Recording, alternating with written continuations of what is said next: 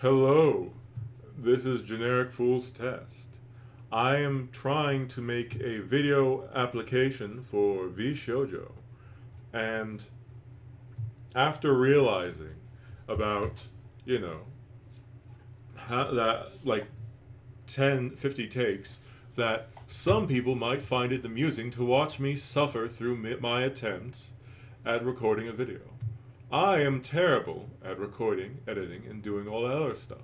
So, I have decided that I'm going to try and do it. I have 2 minutes to try and make, or well, I have to make a 2 minute video to put onto my Google Drive and then use as an application for V Shojo.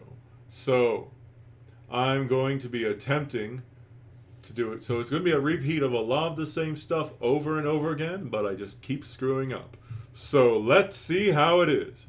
I do have a time limit. I'm doing something with my parents later, but until then, I'm going to be attempting this horrible, horrible thing. But first, just need to set the time or the time limit. Let's see. So it's wrong thing. It would be better if I did this before. Sorry. Hey.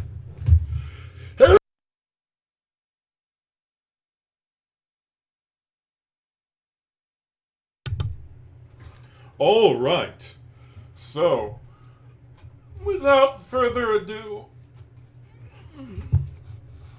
take one of since I've been on this. Let's see. Hello, this is Generic Fool's Test. I am applying for a job at V Shojo. I'm aware that amazing first start. Oh my god! I think I got it. First one. Nailed it. Absolutely the greatest one ever. Sorry about that. No. Alright, well. This first one's not going so great. If that was literally the first one I started doing today, that would be, okay to mess up. But I've been doing it for like a half an hour before I decided to start streaming it. This is sort of, God, this is almost like a public humiliation stream. Let's continue. Alright, take two. Hello. This is Generic Fool's Test. I'm sorry, but you're going to be hearing that a lot. Oh god, no. Damn it. Fuck. Okay, sorry. Hi, person. I'm attempting to do a video edition for a company. So this is, not going well. Alrighty then. Time for me to try number 3. Hello, this is Generic Fool's Test. I'm here to apply for My voice sounded wrong. I was doing it badly. So exciting! Oh my god, everyone. Isn't this great? I'm just doing a fabulous job. You're going to hear, hello, this is Generic Fool's Test, like 100 times. And I'm sorry about that. Yeah, I'm sorry. This is almost, as I said, this is almost like a public humiliation stream. Alright, so. Next take, number 4. Alright. Hello. This is Generic Fool's Test. I'm here to apply for a job as a male VTuber at V Shojo. I may be a small-time content creator, but,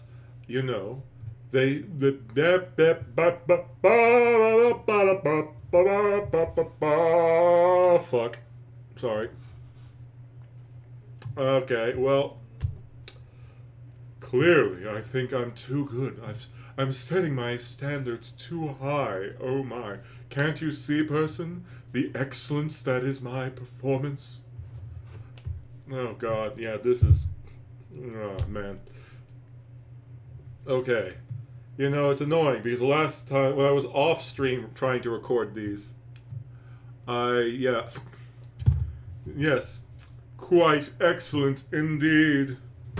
But without further ado, take 5! Well, you know, if I was including the other takes off stream, it would be like take 100 or something, but, you know. Okay. Hello. No. No, that's not good. You know, I just keep pressing start recording, stop recording. So this is okay. So, hello. This is Generic Fool's Test. I am a... God damn it! Alright. Hello. This is Generic Fool's Test. I'm applying for a job at V Shojo as a male VTuber. I am a small content creator, so I'm aware that my chances of being hired are infinitesimally small. But, you know, no matter how small that number or chance is, it's still higher than what it would be if I didn't apply at all. So, you know, there are weirder things that have happened, like the man who got struck by lightning 7 different times. So I figured that, you know, might as well give it a chance. And some people seem to really enjoy my voice. But, you know, some people say I'm funny, some people say I'm silly, some people say I'm a nut. But I'm going to do my best to... Wait. Oh no. I realized that it's not telling me how long I've actually been recording this. That's disappointing. I was actually hoping... I don't know how long... Or wait, let me just check something. Okay, I've just discovered where it shows. Yeah, so it does actually record. I'm just being dumb. I'm annoyed because I felt like, oh hey, that one seemed to be going pretty good. God damn it. Yeah. Because, you know, I don't want to end up spending like half an hour talking, and it's like, well, that's my 2-minute interview. Just like yesterday. That was yesterday. Like, okay, we want 2-minute interviews. I send my last stream, my I don't remember how big it is, and actually, let me check for 1 second to see if YouTube is allowing it to.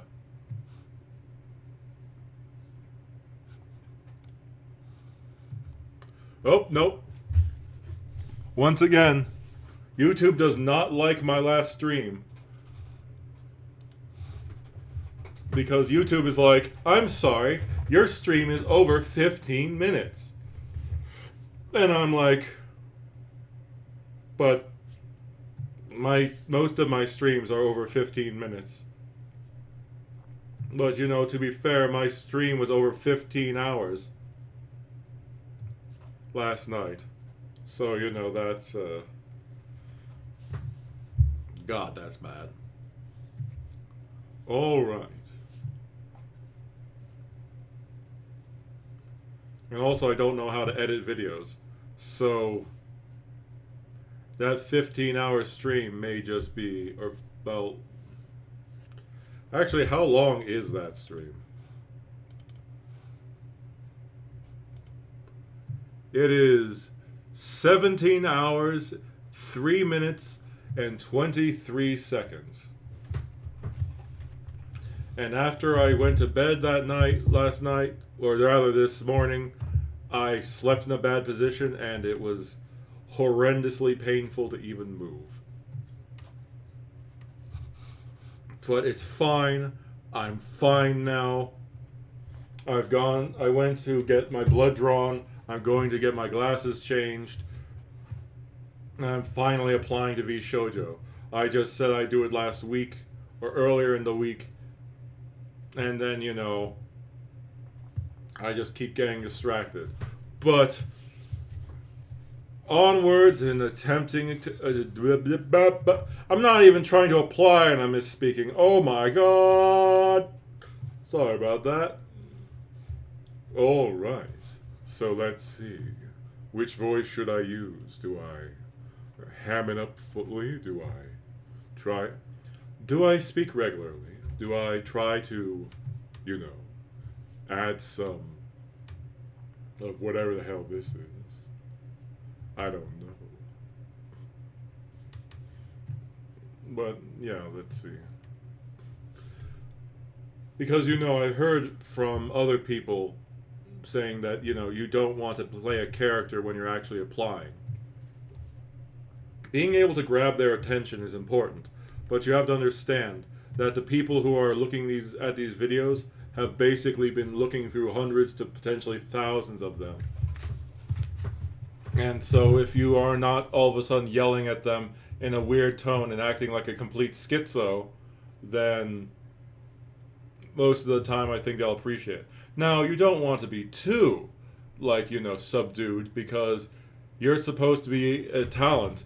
You don't want to go, hello, this is Generic Fool's Test. I am a content creator, and I am going to apply to V Shojo.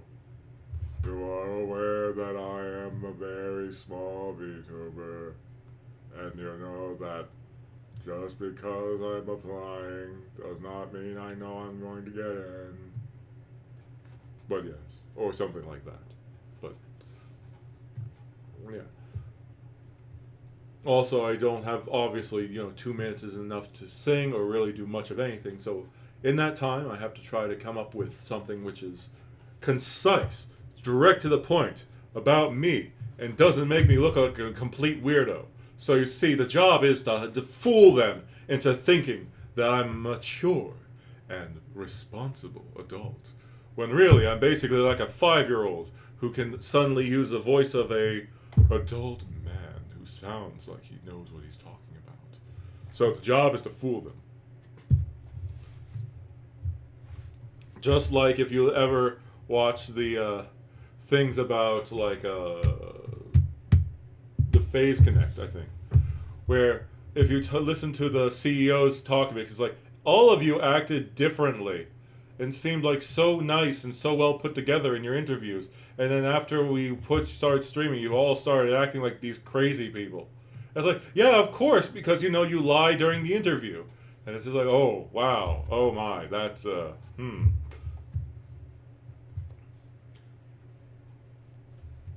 Phase Connect has an interesting group of people. I've heard some people I know who watch them have, according to them, lightly described them as an insane asylum. Or like a gang. Do you know about Phase Connect? Person?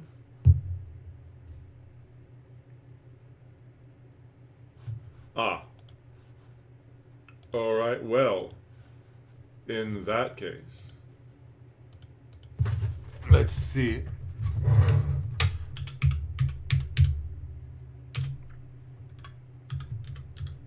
Phase Connect. So, actually, I'm just going to go on to YouTube and do Tenma. Let's see.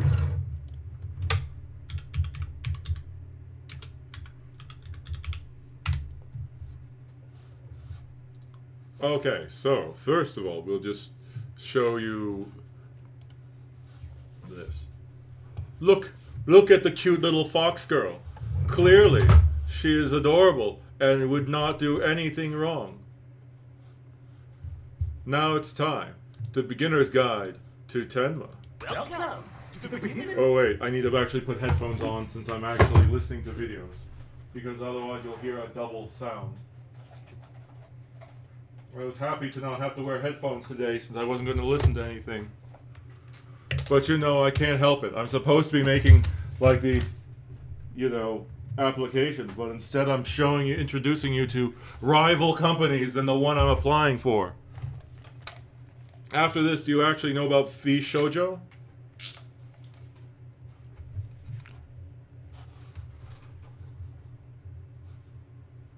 Well, I'll show you a little bit about them, but yes.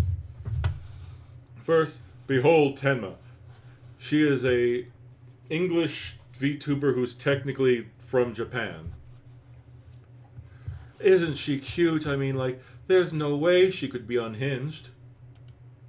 Famous last words. This guide too. Tenma Maimi, the eternal 19 lollipapa alcohol-loving fox. Isn't she adorable? Just listen to her sweet, sweet voice. 私はビーチを知ってる？ビーチも好き？ Stop fucking backseating me and let me play the fucking game, you sons of bitches! Fuck off! Whoever keeps backseating me, your mom's a fucking slut! I fucking hate this! La criatura! Oh yeah, I just love it when there's so much anger packed into a tiny gremlin thing! Don't get me wrong, Tenma is adorable, but don't you dare underestimate her, cause she's got a nasty bite! You did nothing, Tenma. What do you mean? I got picture of ghost! I got 3 picture of fingerprint! I was only one who actually went like crazy woman while everyone was playing with the television remote control! Get out, my child! Go to people's screen! Get out! This is Pippa. She's another one of the Face Connect's crazy people. Get out! Watching a Tenma stream can sometimes feel like an emotional roller coaster. As in one Well, I moment, mean, she'll Pippa's be a calm great and content. sweet-spoken cute fox, just to do a full 180 and instantly go off on She a also murderous really, really verbal likes rampage muscles. of pure hatred.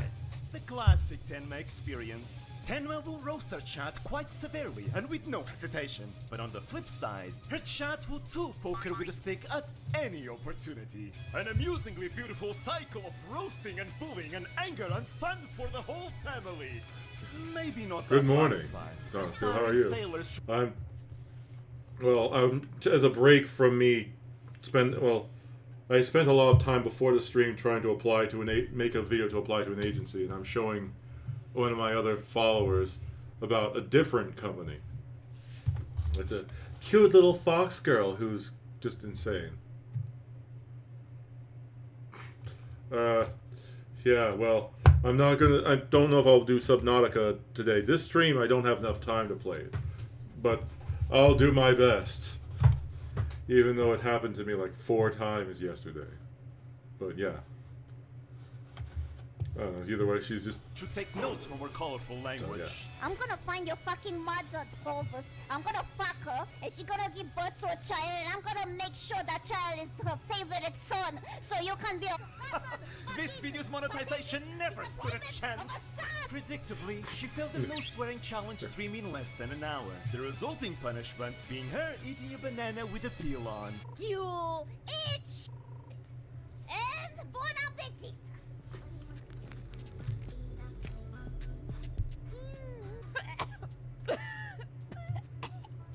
Speaking of language, English is not her first. Gasp! How shocking! She hails from the faraway land of Canada. I mean the land of the rising sun, Japan. I don't know why, but people just keep saying she's from Canada, and it pisses her off a lot. But yeah. Her thick Japanese accent is a recognizable trait of hers. It just makes everything she already says even funnier and is honestly really adorable. I swear, Tenma could read me the most boring book ever and I would still enjoy it just due to the way she pronounces things. Management, you're watching? I know you're watching! I know you warned me about this 5 times! I know you're watching! Leave me alone! I did not say that! Her Lifeline streams were especially fun. There's a lot of Japanese streams of people saying the N-word because they don't speak English. A lot of Japanese people don't speak English, so when they hear that line in the Grand Theft Auto, they're just like, "Oh man, that sounds fun!" And then there's cue the many videos of Japanese VTubers literally saying that line because it's said in such a weird way, and it's just like, oh no. So of course with Tenma they were like, "Tenma, that's a bad word. Don't say it, Tenma. Tenma, don't say it. Tenma, don't say it. Oh my God!" So she's just like scream. And then, of course, here's a problem. A funny thing. One day, Tenma was playing Friday Night Funkin', which is the rhythm game which gets notoriously difficult. And she was having a particularly hard time. And she flipped out particularly hard during this one time. But what she did, and then suddenly, after a while, the police came and knocked on her door because they thought someone was being assaulted. And you see, the reason they heard is because Tenma accidentally left a window open. So her neighbors on both sides apparently heard her freakouts. At which point she had to go to their houses and apologize and say, no, I'm fine. I just think, that there's nothing, just, that, and, try to explain to the police what was actually going on and why it sounded like somebody was being assaulted. Which, that's a fun thing. This, as it was a game that was entirely controlled through voice recognition. Oh, and also this video is by Dream World Witch. Which, you can guess the results. Look at the bottle. Motherfucker, you're blind. Look at the bottle. Stand up. Left eye. Motherfucker, you big blind ass bitch. Turn right. Shoot the eye. Motherfucker. Security room. Okay. Okay, you dumb bitch. Go to the security room. The equipment room. Okay. Toilet. The bed. Toilet. The bed. Okay. You're lucky I took my pills today because I could kill you with my own hands. With that said, you can tell she's been working hard on her English, as her ability to communicate and even her pronunciation have improved quite drastically since her debut. You guess. You go here. No. You stay me-chan. No loud, human. Sorry. Pippa, I'm gonna punch you in the... I swear, Kinga, can't you be fucking normal for once? As a variety VTuber, you can expect a wide variety of games in her channel. Yeah, so, we all knew she was a Slytherin before she even played Hogwarts Legacy. And her cheating to get into Ravenclaw only proved how right the Kampainikis were. She does love horror games, but is very much weak to them.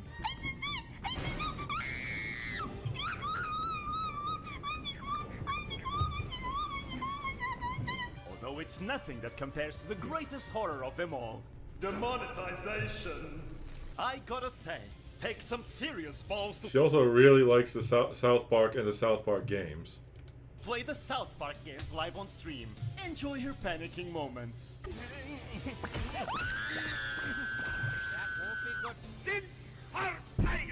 Son of a bitch. I don't remember.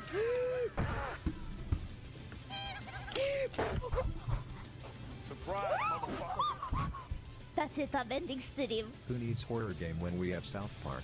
She pushed through those games with a lot of guts. Or maybe just alcohol. Oh yeah, did I mention she loves alcohol? It's a major part of her image. She did an X-Arm watch-along drinking game on Twitch, taking a shot for multiple things, like overall low-quality moments. She proceeded to take over 200 shots of beer over the course of that one entire stream. Please drink responsibly. She gets so drunk sometimes she forgets how to speak English. 英語忘れちゃった。どうする？アンテナマン。おやみ。よろしくお願いいたします。 It's just so adorable. Tenma is nothing if cultured, however. Indeed. She's a woman of refined tastes who will not hesitate to speak her erudite and finely crafted thoughts. Calm down, it's a cartoon. Yeah, well, I wanna f that cartoon. You calm down, yeah? Until then, I don't Oh, wanna calm God. down. I wanna f that woman. Capiche? But while she understands the glorious ecstasy of pretty girls, nothing will beat her thirst for big, muscled, macho men. Oh my goodness gracious! That's what I wanna see when I go to heaven, God! Witness Tenma in the wild. At the sight of a suitable partner, you can begin to hear her mating call. And who can blame her when Kratos is an absolute specimen? Boy, meet your new mother. With that said, Tenma herself is also very much capable of making our hearts go doki doki with excitement. Well, yeah, I think I'll stop it there.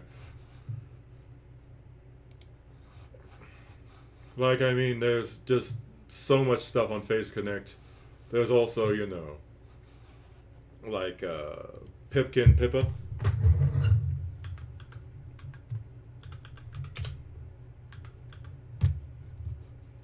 Who is, you know, just another one of the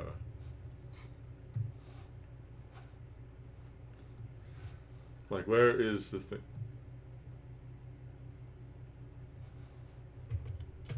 Actually, let's see. Another one of the cute ones. Pippa often, you know, messes with people a lot, and especially like, you know, Tenma. Tenma, she constantly messes with. That's why Tenma was like freaking out earlier. Like, here.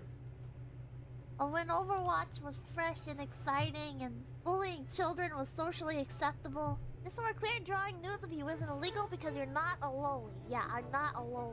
And they can just all fucking kill themselves. I'm not toxic. I don't care if he's named after an alleged sexual predator. Liking waffles makes you racist. Can't hand me your name sucks. Get fucked. Holy shit, fucking Miller. Fucking idiot. Fuck! Piece of shit! Get the fuck out of here. Fuck! I am so fucking dumb. Holy shit. We're going to China. And you know what, motherfucker? Ah, you whore! Oh, now they fucking joined. No, you motherfuckers. Did I just get game journalist handheld? Fuck game journalist. No, I was out of it, you whore! What a fucking moron. Like, fuck off. But there's a lot of stuff that they produce on, like, you know, oh, Bojangles Chicken. I actually haven't seen that from them. I'll check it out later. But yeah, but anyways, I'm supposed to be applying to V Shojo today, so people like Iron Mouse, like basically Iron Mouse is one of the people who got me to start get off my ass and literally, like, you know, say, like, Iron Mouse has had so many, like, God, Iron Mouse was hit with, like, really bad things in her life, with, like, health related. Like, she can't leave her house, period, because of, well, she's got an immune deficiency. And the fact that she was still able to sort of, like, actually, one second. Mouse,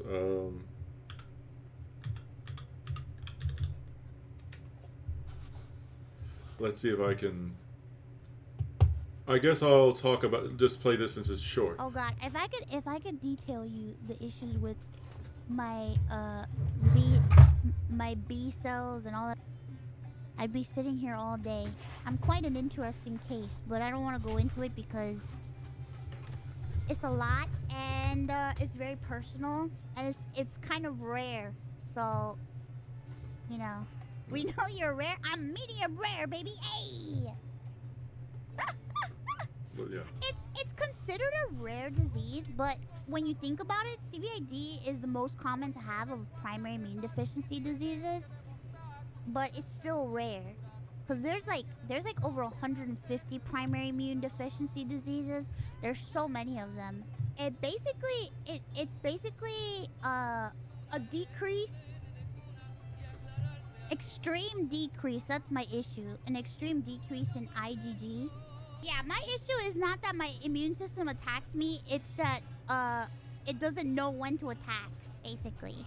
Yeah, it doesn't defend. So, to put it simply, her white blood cells, or the white blood cells that her body naturally produces, like normally when you have an illness or sickness, your white blood cells will fight those illnesses and, you know, keep you safe. But her problem is, from what I understand, that one, her body doesn't produce a lot of white blood cells, and then two, the natural white blood cells her body produces don't exactly fight very hard. So that means that even something very small or something minor, like literally something that you get just by walking around in public, not even talking about COVID, could potentially kill her. So the thing is, she has to get a lot of injections of plasma that's been donated by other people. And she's been doing a lot to work for, get the charities and like organizations that help people like her. But yeah, it's to the point of where she can't eat regular food. And like, I can't remember what she eats, but it's stuff that depresses her because she used to be able to eat regular food. And of course, there's the fact that she apparently has like a tube in her chest so that they can easily inject the medication into her heart. And just like,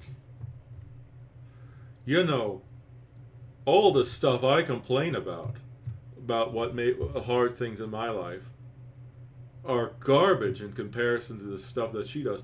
And I'll be honest, I don't always like all her content. But at the same time, you don't need to like 100% of somebody's content to, think that person is an outstandingly good person. Because at one point, she was the largest female streamer on Twitch, if I remember correctly. And I've already played enough things about other people. I need to start actually applying or working on applying, continuing the applications I've been doing. But, yeah, it's just... She works so hard and has worked for so long to try to get to where she is currently. And it's to the point where some people think that, she's not trying or she's not there or like she's lying about stuff.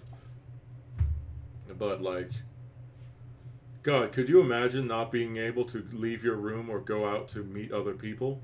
Or just stuff like that? Like, after she won an award in like a Streamer Awards, one of the people who she regularly streams with was like, hey, you know what, why don't you eat some pizza to celebrate? And they're just like, I can't do that, I'll die. And then basically he said, chew the food, then spit it out. Which, it sounds gross to you, but, to her, she's like, not had any real food, or like, you'd consider real food, like what we normally eat. Things that you could normally eat, she can't have because of her illness. Though it's been getting better, apparently, in the last few years. She's now able to walk a little bit. Which is, just, as I said, the more you hear about it, and the way she's sort of, like, nonchalant about it is just sort of crazy. Also, for immune deficiencies, as she said, hers is the more common kind. There is a type, for example, where your white blood cells decide, oh, you know what? Everything is a problem. And then your white blood cells attack your own body. Which, as you can see, is sort of worse. But she doesn't have that kind. She has her condition is rare, but as she said, it's the most common of that type. But either way, it's time for me to go back to attempting to do the other stuff now that I've actually covered this. If V Shojo watches this video, they'll be like, why are they talking about other VTubers when in this stream that's meant to be about, you applying to us? But once again, ADHD is acting up. Sorry about that. Take, 100. If we're counting all the ones I've done before stream. Let's go. Hello, this is Generic Fool's Test. I'm applying for a job as a male VTuber in V Shojo. I'm aware that it's unlikely for me to get selected, but, as small as the chances of me being selected by applying are, the chances of me being selected by not applying are 0. So, you never know. There was a chance, I was doing well.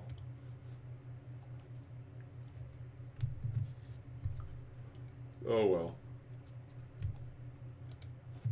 Hello, this is Generic Fool's Test. I am applying for a job as a male VTuber in V Shojo.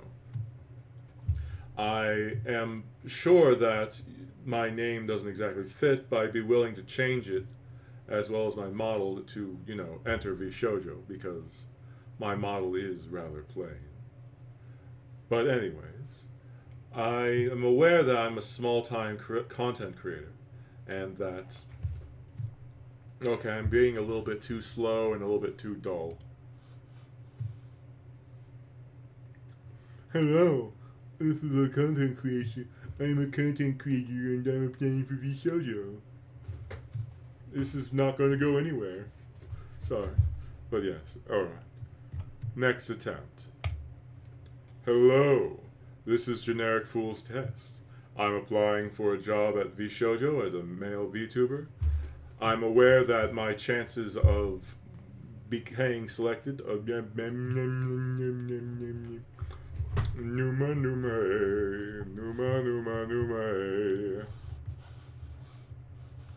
Sorry. Hello, this is Generic Fool's Test. I'm applying for a job as a male VTuber for V Shojo. I'm aware that I'm probably not going to be selected, but God, and the voice worked. I think I just did not. Meh. All right. Ow, a bit too hard. Hands hurt. Oh boy. Continue. Let's see. Hi, Troy McClure here. That's a character from The Simpsons. Oh my god. Sorry. I actually recorded that. What am I doing?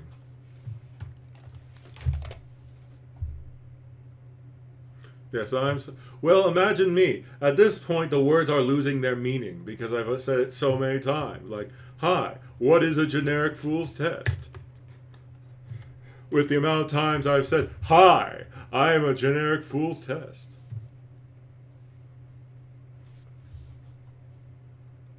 Hi, my name is Sydney Moorebutts. Oh no, that's my real name. I cannot believe I've just openly doxed myself. Oh, God, I'm from fucking Austria. Oh, I'm sorry. It's actually called fugging Austria now. Actually, is it? 1 second. Let me check.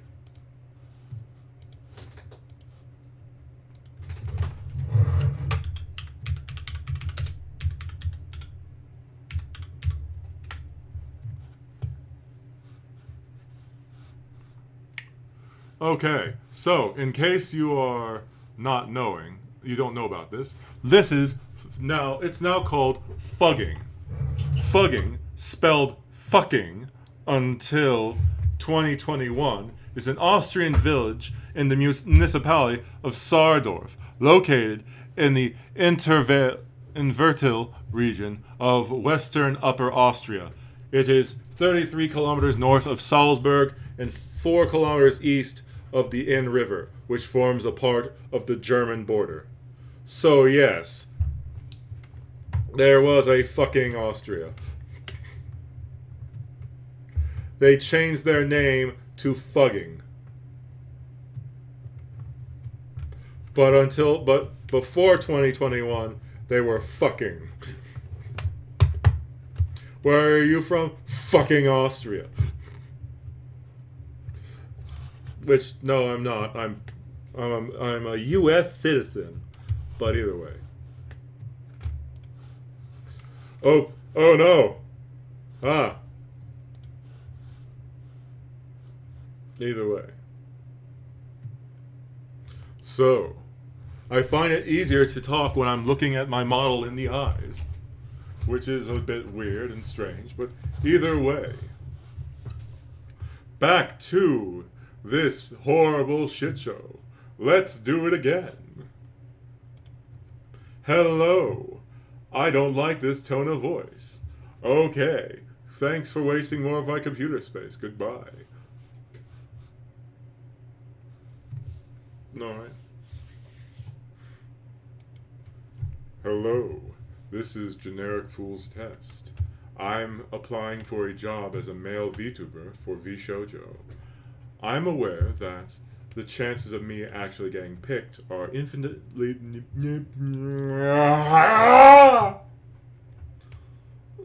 Oh no.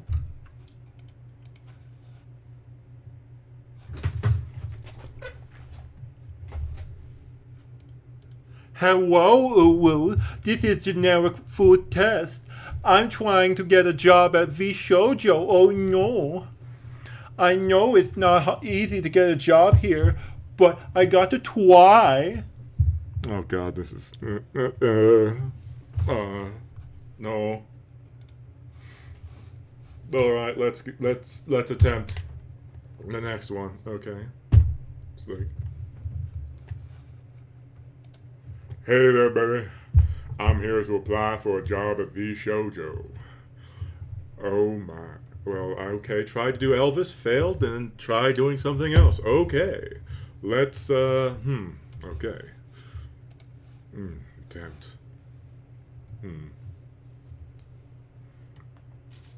I mean, I could try writing a script, but then I'm worried it would be too, it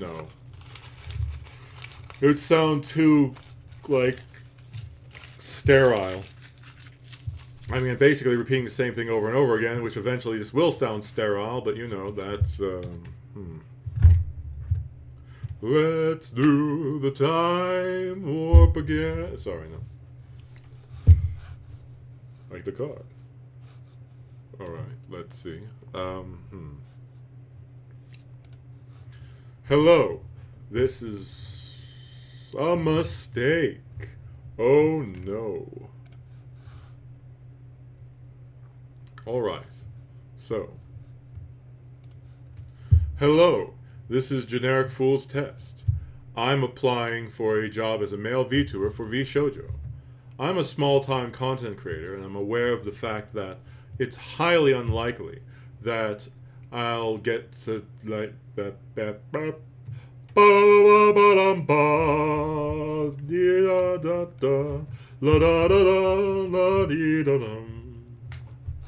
time to delete the massive wall of.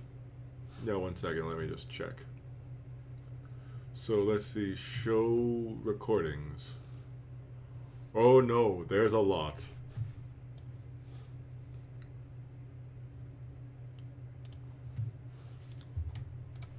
All right. Next attempt. So, well, I haven't started yet. It's a good thing I didn't, but okay. So, hello.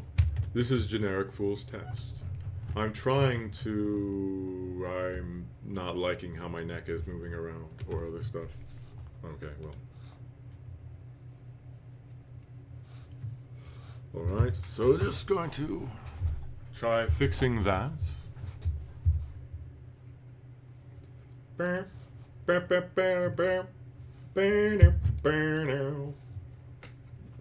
Sorry, let's go. Hello, this is Hello. That's basically the stream when I wasn't watching videos. Hello. Hi there. Howdy doody, American dandy. Giddy up. Wahoo. Sorry.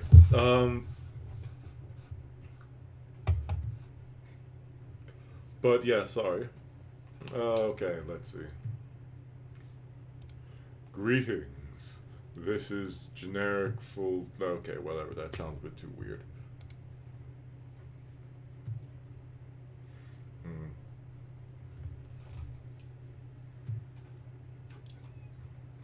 I don't know.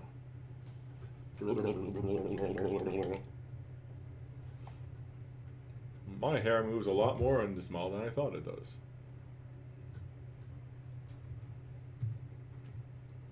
Wow, my model actually moves a surprisingly well amount when I'm not running other processes. However, my chin does sort of clip through my model, or my clothing. Sorry. Oh my. I do wish there was a song or something I could sing. It's like, it's over now, I know inside. No one must ever know the sorry tale of Edward Hyde and those who died.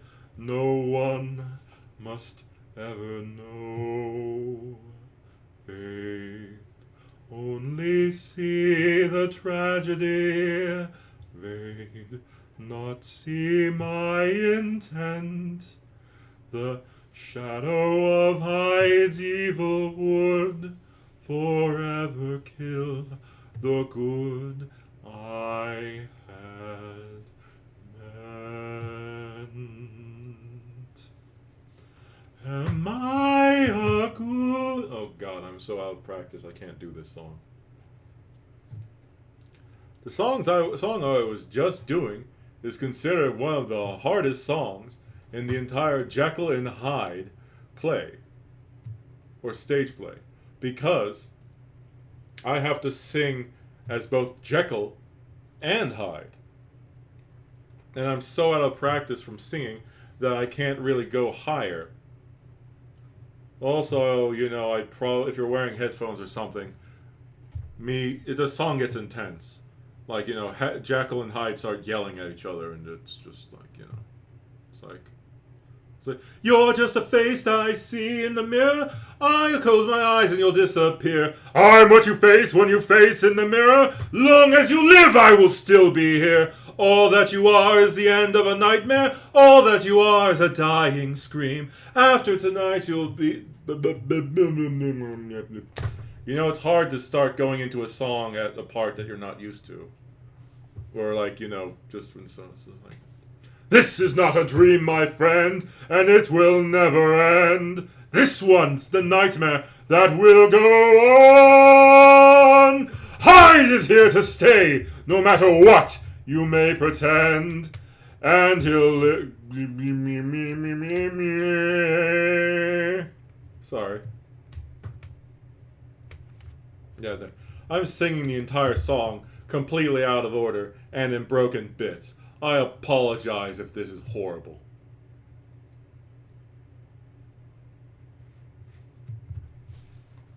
This is the reaction of me not practicing for years. I'm trying to get back into practicing, but you know, just like...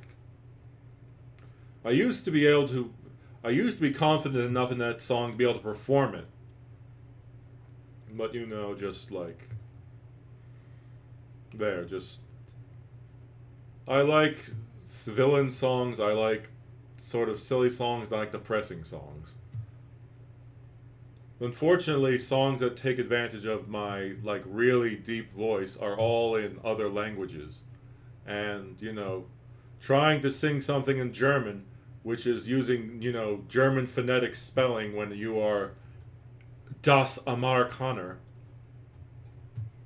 does not really, help. I can mimic sounds really good, but when it comes to reading it and phonetically pronouncing the word in the original language with only text, it is hard. Yeah. It's like, I guess I'll try one more song. It's like, oh no, I forgot it. I did know one song from Les Miserables, but I don't know. My teacher likes musicals and really likes me doing musicals. Or, well, I never performed in a musical. I've sung songs from musicals. I don't want to make it sound like, oh yes, I was in the theater. Indeed. But yeah, no. Let's see. I don't know, I kind of want something to...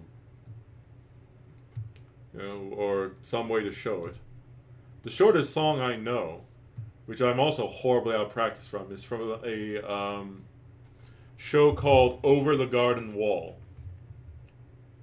which is sort of a weird Thanksgiving / Halloween season show,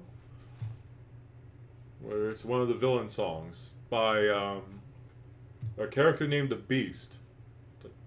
I'm sorry, I'm really out of practice, but come wayward souls who wander through the darkness. There is a light for the lost and the meek. Sorrow and fear are easily forgotten when you submit to the soil of the earth.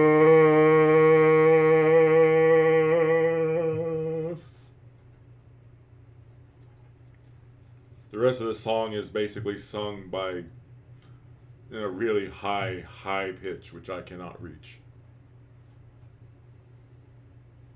I think they usually have children sing it too, so it's also not something I just naturally reach. It's like, I guess another song by the Beast in that show is like, tra-la-la-la, tra-la-la-la, chop the wood to light the fire. Tra-la-la-la, tra-la-la-la, 'tis a bunch that I require. When the fog of life surrounds you, when you feel you've lost your way, come with me and join the forest, come with me and join the fray.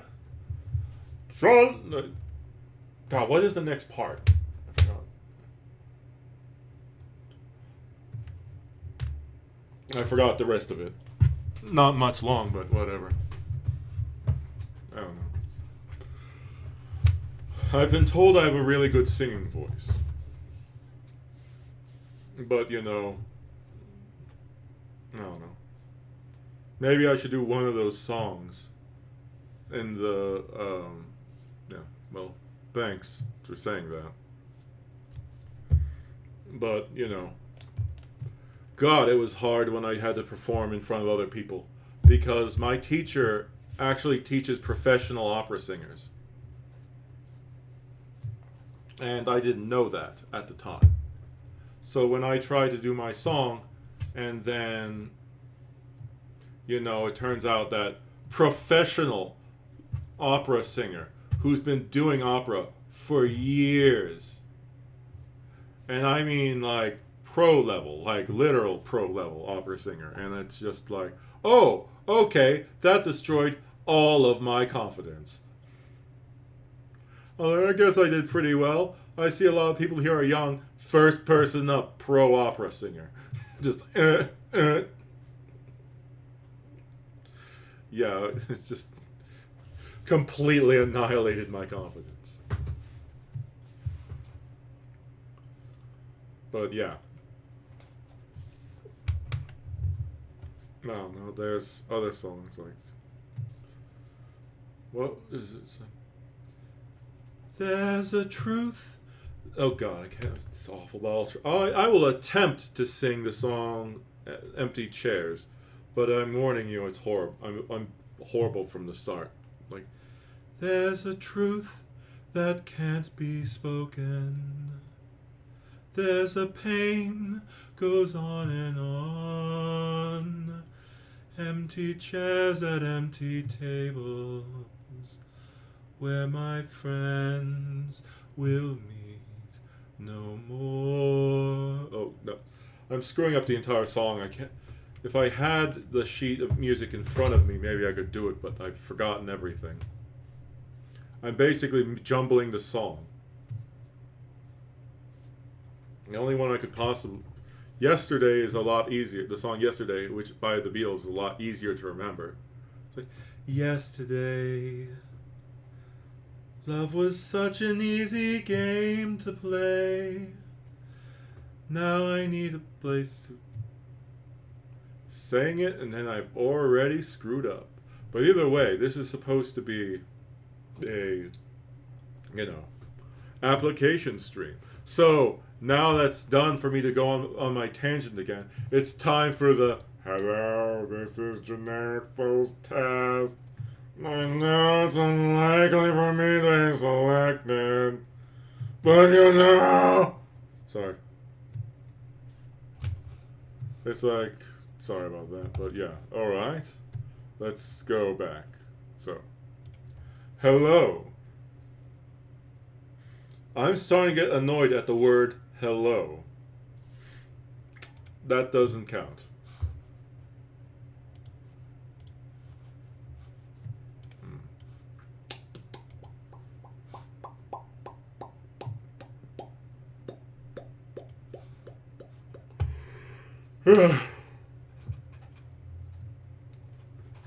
Oh my God!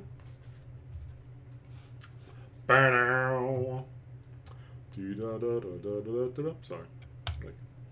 Hello, this is Generic Fool. You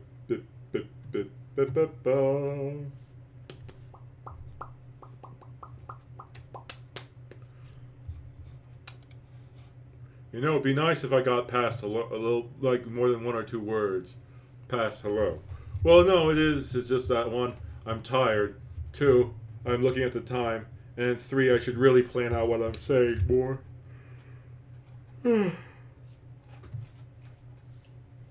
Alright. But yes, alright.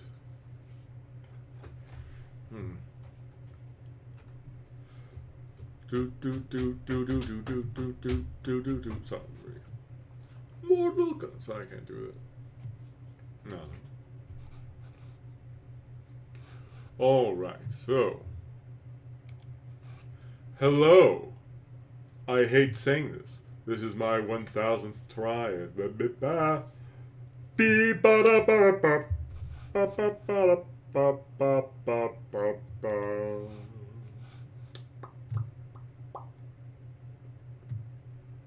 What?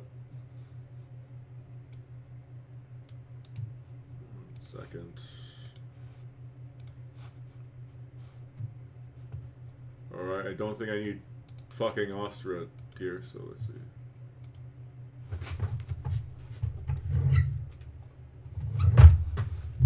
Synonyms. Synonym. I like how I said it correct the first time, and then now I'm screwing it up. I was going to try and say messed up ways of saying synonyms, like, you know, rather than saying synonyms, I would say synonyms, synonyms, or, you know, just various, you know, humoristic ones, but no. Apparently I'm unable to say synonyms.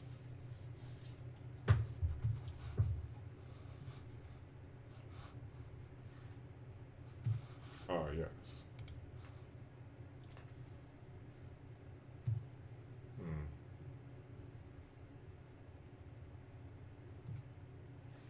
All right. I don't know what I'm doing. Let's see.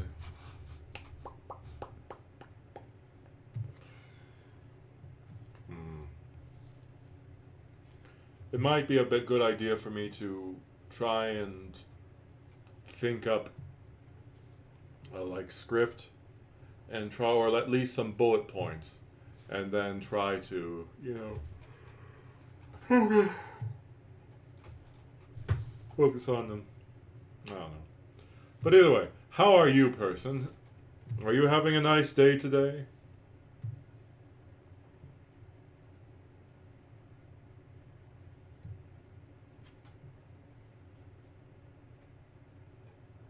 I'm glad to hear. Well, at least you know my suffering and cringy behavior is making you happy.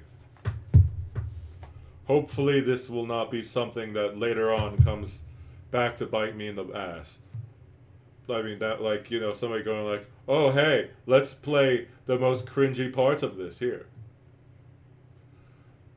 Well, I'm glad you're enjoying it so much.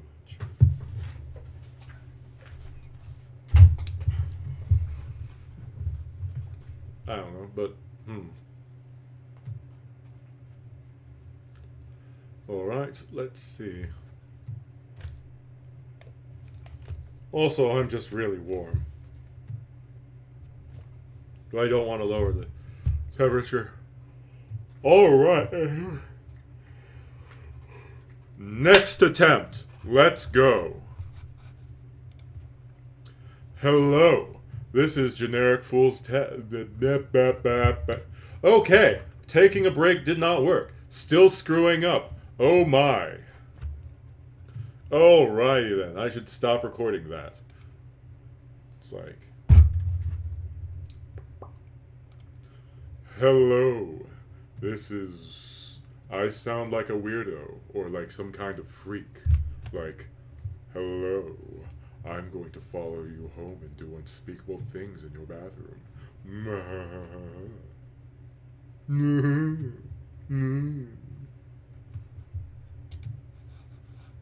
Clearly, I'm not doing well. And it seems like I'm getting worse. Oh boy! Isn't that exciting? Yes. Hello. This is Generic's Fool's Test. I'm applying for a male VTuber role in V Shojo. I know I'm not a big content creator, but I know I have potential. As you can clearly see from this. Alright, whatever. Okay, so. By the way, I brought up earlier that there was a man who survived getting struck by lightning 7 different times. Did you know that's actually a thing?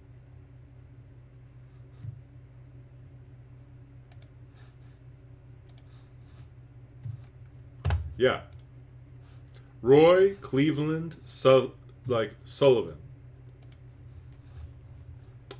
Born 1912, September 28th to 1983. He was an American park ranger in Shenandoah National Park in Virginia between 1942 and 1977. Sullivan was claimed to have been struck by lightning on 7 occasions, surviving all of them.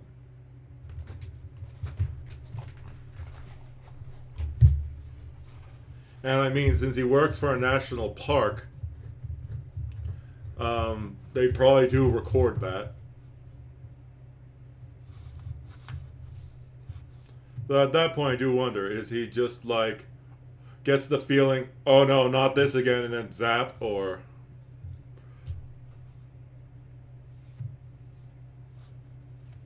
I mean, there's also a guy who was struck 4 times, but if I remember correctly, the guy who was struck 4 times, technically the last time, I think, his grave was struck by lightning. Which is also kind of amusing. Like, come on, God, he's dead. Leave him alone. He's already dead. Or was that God trying to bring him back? Oh, wait, no. Back to just talking. Okay. Let's see. Hello. This is... As I said, I'm starting to get triggered. Oh my god. The word hello is so triggering to me. Like, oh my god.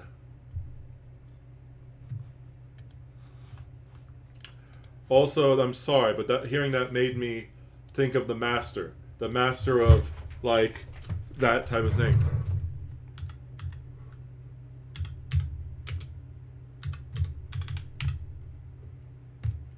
Alright, so let's see.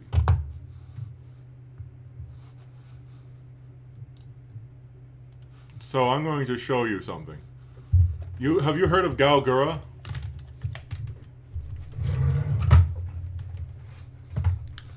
So let's see.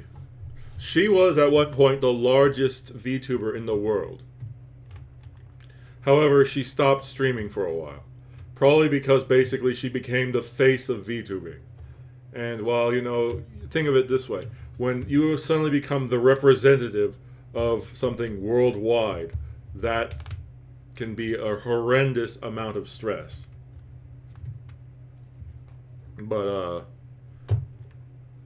you know, she's coming back now but also she's busy because she makes songs, she does other stuff. But you know about the Valley Girl accent, right? The sort of bad thing I was doing, but now here's her doing a Valley Girl accent. Gura lost? Alright, Gura. Give me your Valley Girl. So in this Uno game, there were penalties. When you failed, when you, I guess, lost or you know, something happened, bad happened, you would have to spin a wheel. And then you'd have to pick one of the things, like, you know, do Girl landed on Valley Girl. So she has to do a Valley Girl accent. Yes. Okay. Oh, the spinner's still in the way. Yes. Oh my god, let's play some freaking Uno. Taking it in stride. No. I hope you like my fours. Oh, is that what Valley Girl is like? Oh. Yes, you come from the Valley of Beverly Hills and like, you know, all the designer sales. You would never buy off the sale rack though. Wait, Never is Valley ever. Girl Legally Blonde? Yes. Oh my gosh, cultured. Yes. Oh my god, if I get one more freaking... Oh, yes, what? Coney, give me those cards, girl. Ew. Ew. You left the house with this man? You live like this, girl? Girl, you live like this? I don't know. Oh my god, Guda's Valley Girl is so strong it's pulling Chloe's Valley Girl out as well. No, it's so good. It's so good. Yes. How do you like my cards? Pretty good. It's not bad for someone like yourself, I guess. Boy. Sorry, Guda. It's like she trained her whole life for this. My daddy's not gonna like what you just did, babe. Oh, no, the daddy card. Daddy card. Put the daddy card. I'm dying. Fuck you. Oh no, where I Why is chat saying why? No, Gura's the one that came up with over half of the choices on the wheel. All right, that's not me. Oh my god, girl, stop. You're so loud. Oh my god. We're not at a... What is this, Coachella? Shut the I'm fuck up right now. Shut your mouth. Callie hates Coachella. But yeah, just like... Gura is a very funny VTuber. However, there are people who, you know, just go like, oh my god, she is clearly pedo-baiting everyone. And it's like, that's not the case. Cute people like cute things. People who are just like, you can like cute characters and shows and not... The problem is everyone thinks that like, hey, you like a cute character? Like, one second, actually, just let me see.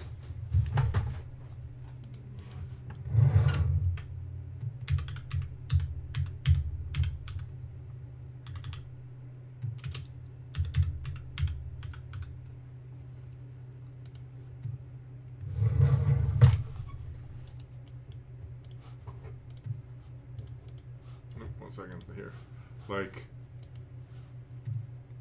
Like, you see this character? Do you think this character's cute? Well, by the same logic people apply to, you know, like, lolly characters or, like, you know, small characters. By liking this character, that means that you're a freak! Do you like small dogs? Do you think dogs are cute? You freak! How dare you be into bestiality! It's just like, no, there's a difference between liking cute things and then being, you know, oh, you don't like this? Oh, you don't like cinnamon roll. Oh, well, I'm sorry, but she doesn't like you. It's time to go. But yeah, you know, it's just like, you can like cute things. There's a difference between liking cuting things and really liking cute things. One of them is acceptable. The other one is just like, no. And it's not just guys who like cute characters. Sometimes it's like women like them too. But you know, there's a difference, as I said, between liking something and liking something. My rules are, well, okay, I'm not going to talk about that because, you know, then people are going to try to misconstrue it. Oh, these the you mean the Cinnamoroll and the like the Sanrio stuff, like the Hello Kitty characters, or the cute well, it also depends if they're the kinds who go like, oh no, are you like woo? Are you going to like? Can I give you a head pat? Woo woo whoa.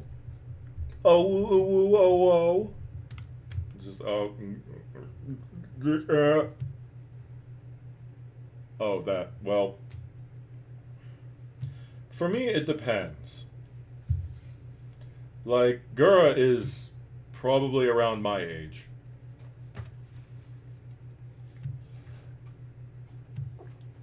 And you know, when it's an adult who maybe does some cute stuff occasionally, but I don't know, I find Gura funny a lot of the time, more than anything. She has a cute design, but ultimately, if you got rid of her design, I'd still think Gura, watching Gura play games and also listening to her comedy is sort of just, you know, it's amusing. I don't really watch her much, but, you know. It's a different, because there are VTubers who literally do baby characters, and on their streams they do like crying, and they like, you know, I don't want to look it up for you because that would taint my computer. Just, you know, it's just like it depends. Like, you know, if I like a cute design, it's one thing, you know, to, you know, find it cute or to find a design charming.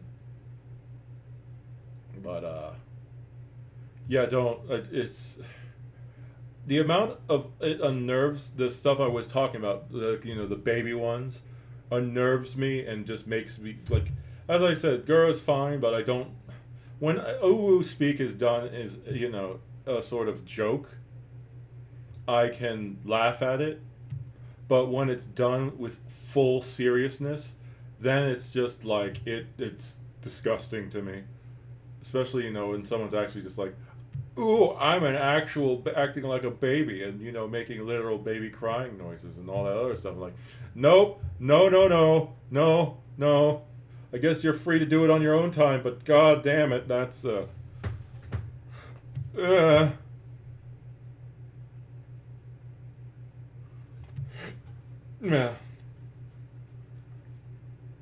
I mean, here's the thing, if they're keeping in their own area and, like, you know, not, especially not like doing it in public. Well, I mean, they are doing it, they're streaming it, but, you know, they are, it's not like they're raiding people's streams and forcing people to watch it. But yeah.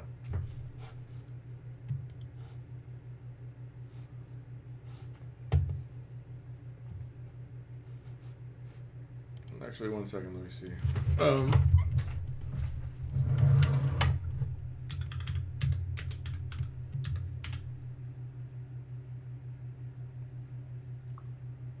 Actually, you know, I'll just put it in your roaster. Let's see.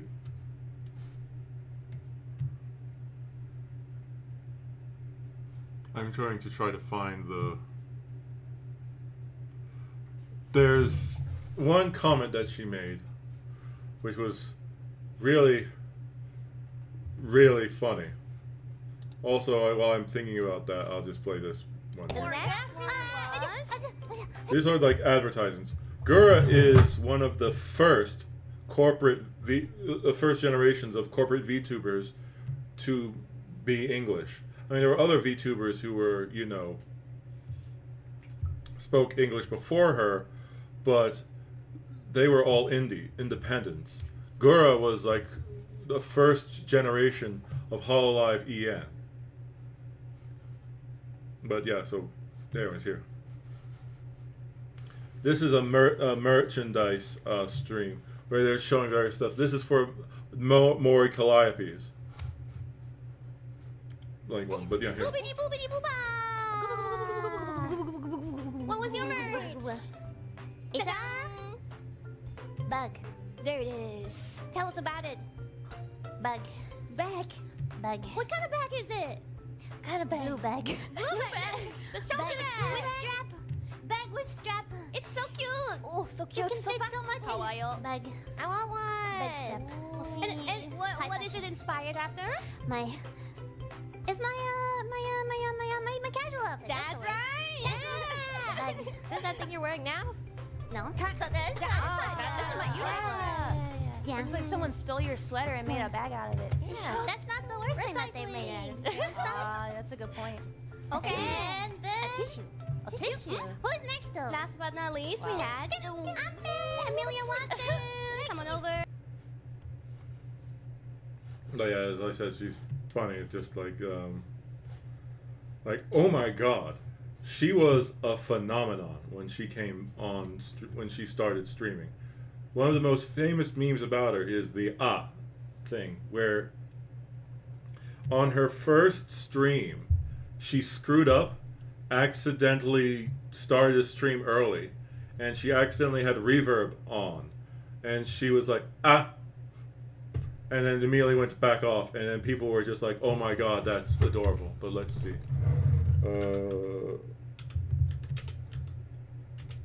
Let's see.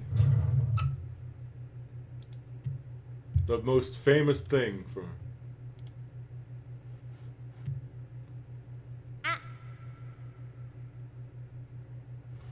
And then she immediately went back off, and then she was like, that was it. Just, it's just sort of funny. Like, the first thing people were like, what will be the first thing this person says? And then, just her looking around, looking confused, going, oh no. I'm like, She actually appeared, the company she's a part of actually did a collaboration with the NBA, God, I can't believe I said the. They did it with American baseball. And she actually sung "Take Me Out to the Ball Game."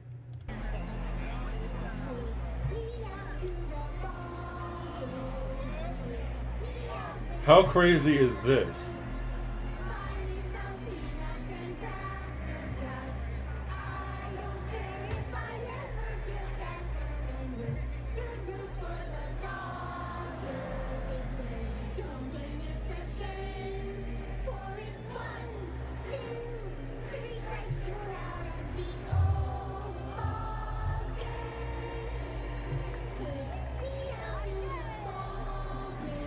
Well, either way, I'm pretty sure you've probably heard the American baseball song. Then you're not singing for a specific place, it's root for the home team. But because they're in Dodgers Stadium, it's like root for the Dodgers, since they are the home team. But yeah, there's a lot of cool stuff, like,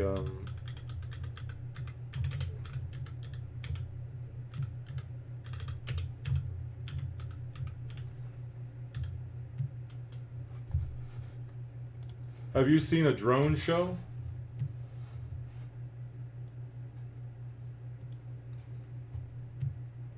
Oh, here.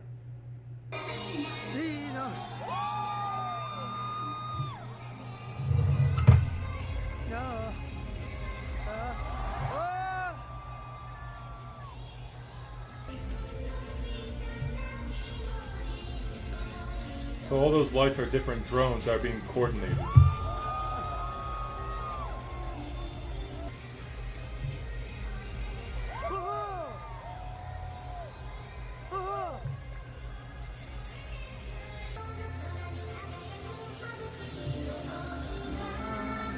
I mean, there are some much more impressive ones than this. Like, for example, and this was by Watopia, or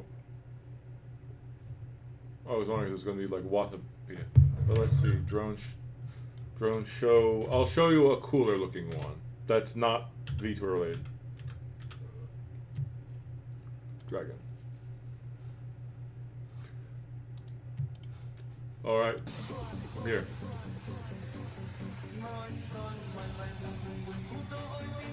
I mean, look at this.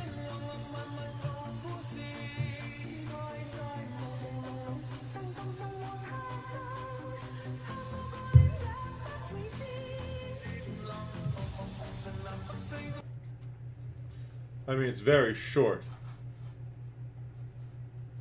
But, you know, there's like a variety of them, like this one here. Firework drone test flight.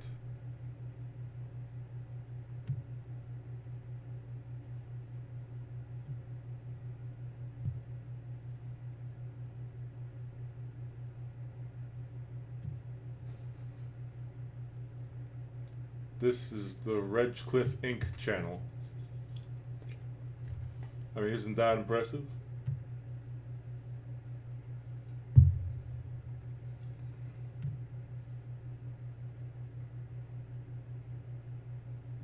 Yeah.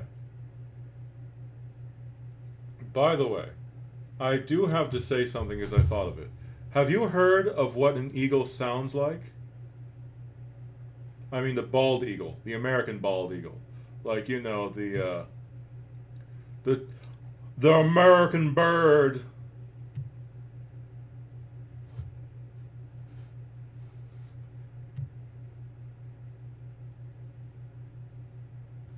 One second.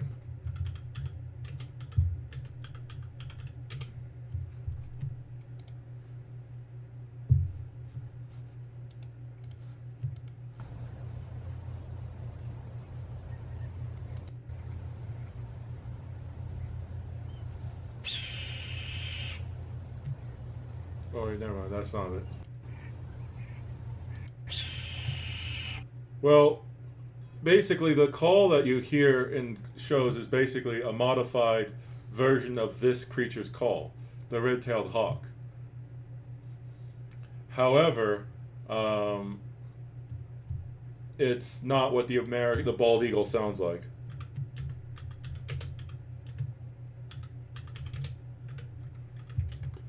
Let's see. Alright, I guess this is probably the better one.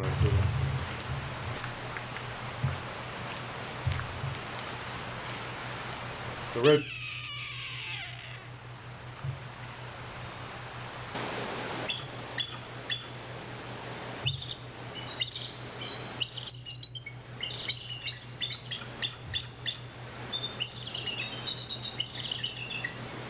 Yes. Which is why it's so disappointing to people. Yes. That's just how the bald eagles sound. It's not exactly the, you know, intimidating, proud noise that you hear. But yeah. Like, you know, it's a sort of, especially growing up, you know, hearing with the dramatic cry, the majesty, and all that other stuff, when it's really just a sound-shifted red-tailed hawk.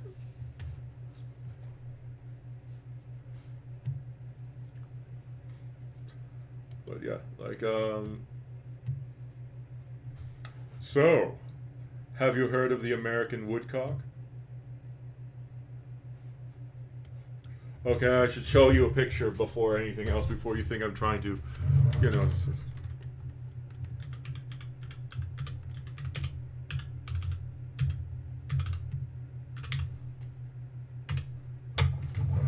Behold, the American woodcock.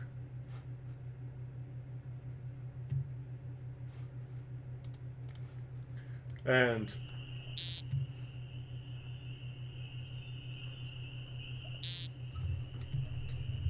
yeah.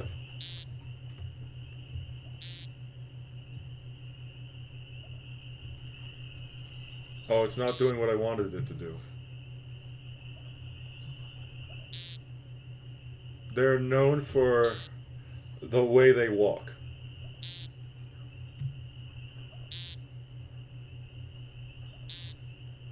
Like very... let's see. Alright, no, this isn't what I wanted to do. So... okay, well that showed this cute little cry. But yeah. This is how it moves. This is how it moves.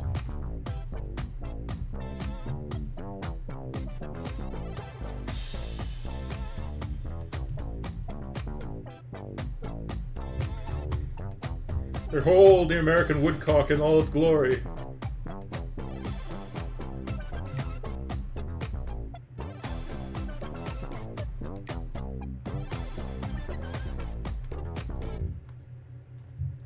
Oh yeah.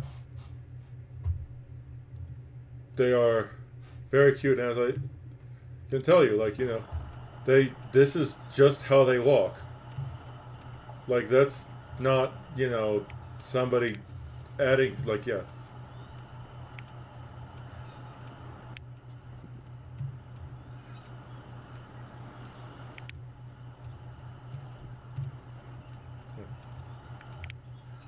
And the weird thing is, what birds will do is they'll sort of gyroscopically lock their head in place. So the body is moving, but the head is not. Pigeons also do this, where people think pigeons are constantly bobbing their head, when what all they're doing is they're moving their head forwards, leaving their head in place, and then their body is moving towards their head, and then they just move it forward. But yeah, as you can see, just what in the world is that?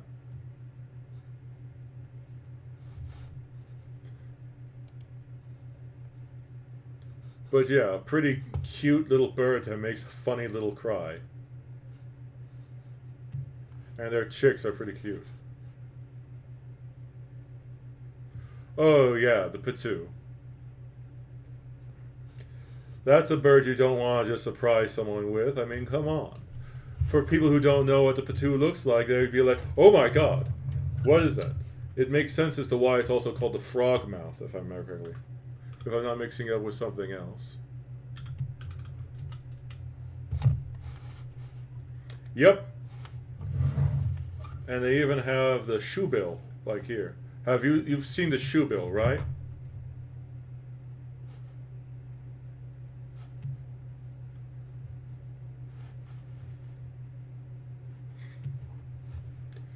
And then just look at their bug eyes. But have you seen a secretary bird?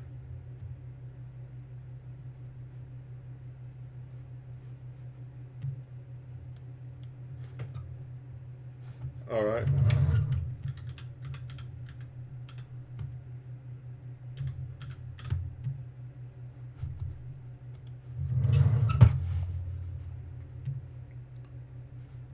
Let's see. So, yeah.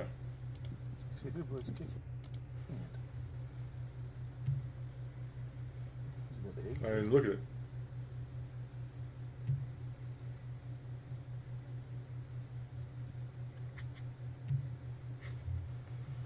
And look at it. It's got the long wings. It's got the long legs. And it kicks the shit out of snakes.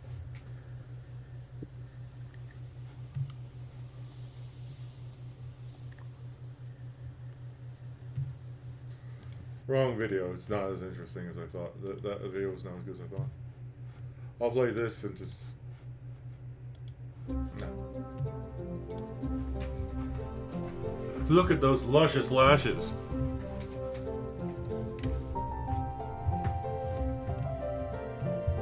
See why it's called the secretary?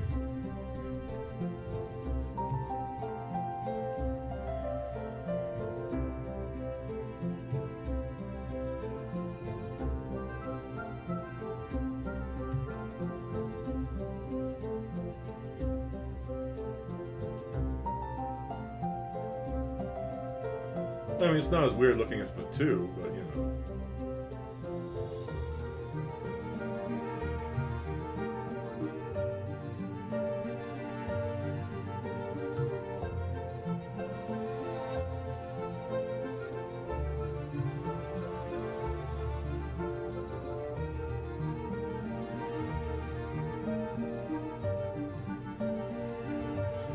But yeah. It's a sort of pretty but weird looking bird.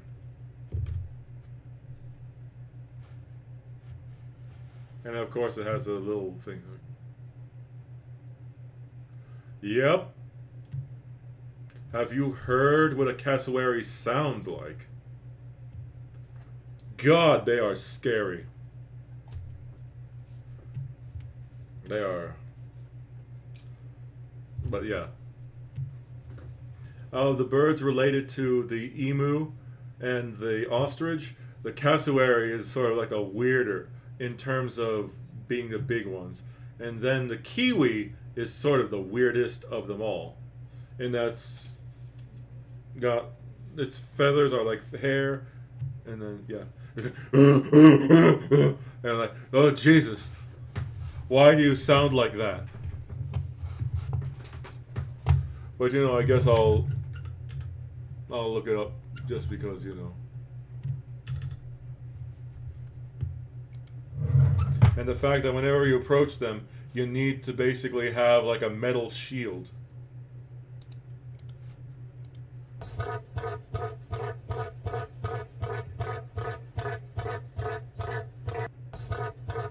Can you imagine just seeing that for the first time? You're walking around and then that thing just pops out of the jungle? It's just like, oh. Especially since I think they can get like, you know, taller than the average person. By the way, have you seen how big a kiwi egg is? I mean, I assume you know what a kiwi is.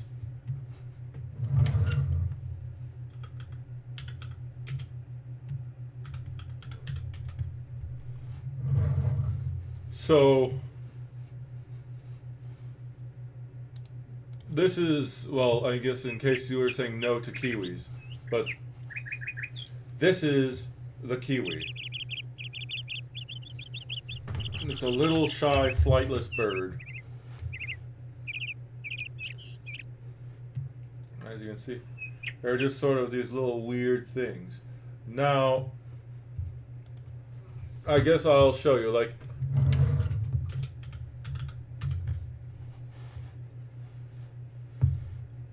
alright, let's see. So, I'll play this since it'll help you figure it out. When I first saw this video, the first few seconds, I thought it was a sloth, like holding its arm like this. But no, that's a kiwi bird. And they are the bird of New Zealand. And these guys are pretty crazy. These birds are ratites, which means they are in the same family as ostriches, emus, other big flightless birds. And they eat a lot like an ibis does. They'll stick their beak in the ground and pick up worms and other bugs and little stuff that are under the ground. They're a cute little thing. And they're honestly kind of awkward for a few reasons. I mean, listen to this call.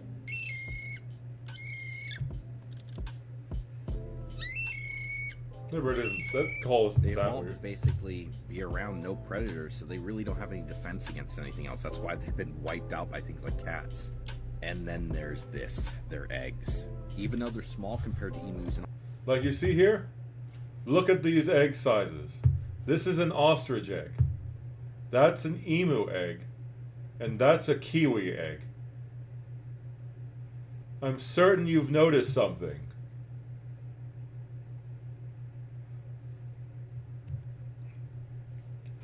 Like, yeah, I think I'll show it here. But yeah. ostriches, their eggs are still roughly the same size. This is what it looks like when a kiwi is about to lay and it is like has an egg inside of them.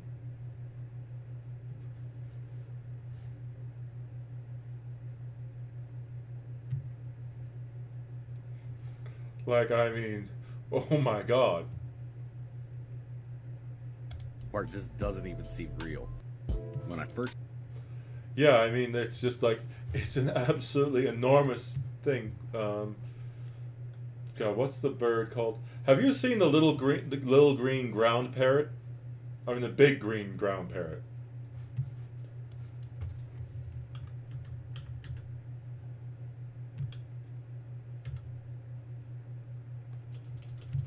There you go, see. Ah, I forgot the name of the, it's like, I think Kawakas?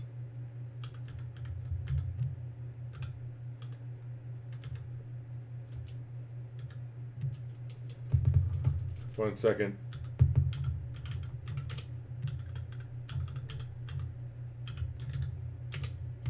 Okay, there we go.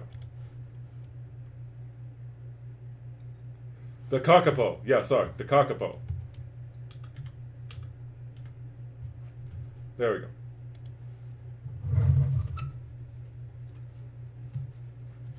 So let's see if I can find a shorter one.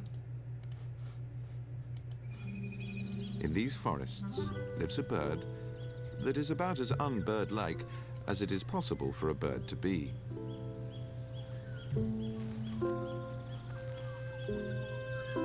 It's nocturnal, though it sometimes wakes up before sunset.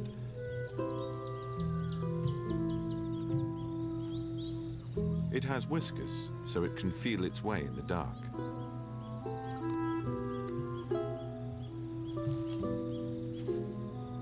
It's a parrot, and weighing up to 4 kilos, it's the world's heaviest. Nope.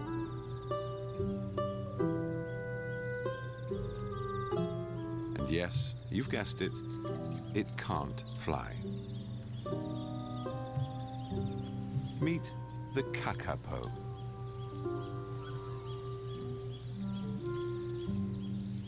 No, I mean, this is a very cute, big sort of like. It's also apparently not Too heavy and terribly short bright. wing to get airborne. It climbs trees instead. Oh,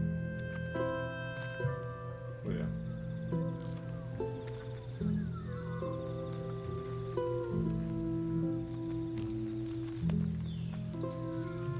Kakapo were once one of the most successful and abundant herbivores in New Zealand, the Kiwi equivalent of our rabbit. In 1899, explorer Charlie Douglas wrote, "They could be caught in the moonlight by simply shaking the tree or bush until they tumbled to the ground, like shaking down apples."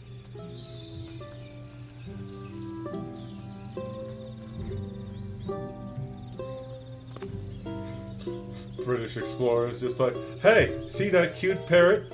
Just shake it out of the tree, make it fall. I like the little way it's like.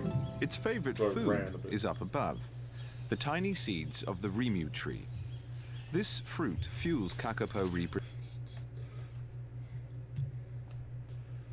Yeah, of course, you know, they brought rats, and it's just, yeah, it's really adorable, and it's just like, where's the, let's see, where it is. Yeah, there was one where somebody let one to climb up to a guy because one really liked this, I guess, cameraman or something, and it just started shagging the back of his head. It ought to be impossible to describe a creature as looking old-fashioned, but that's exactly how Sirocco looks, with his big sideburns and his Victorian gentleman's face. Huge. It's actually nice to His see name him is wandering Sirocco. around in the forest undergrowth. You can see he's got very good camouflage. He has. That colour is incredible. So, you know, evolution hasn't entirely rendered him useless. Hello. You're going to look in the lens. A typical male, Sirocco is clearly only interested in one thing. Hello. Oh, look at that. Ow. God, he's got sharp claws. He's getting a bit frisky. Ow. Ow. Do you think it is he's actually attempting a sort of mating ritual? He is. Oh, Marcus. You are sharp. Or not. Ow. God, it's sharp. He looks so happy with himself. One of the funniest things I've ever seen. He's like, yeah, yeah. Rare parrot. He thinks you are. Ow! He's really going for it. Wow, you've chosen him. Is it actually you were in pain, aren't you? That's right. Oh, his neck is covered. Am I? He's fine, but it's really sharp Did that claws. hurt? He's like, I wasn't done. Yeah, you've got blood there, and blood there, and blood there. We should patch you up, to be honest, because it's not good. But Well, I want you to call the chick. When you have the chick, I want you to call it Stephen for me. Would you do that? I'm not sure how to A little take that. egg will come out of your mouth. Ladies and gentlemen, you've seen the television first. You've seen Mark Carwardine, But yeah. who has devoted his life to... No, they are very, very endangered.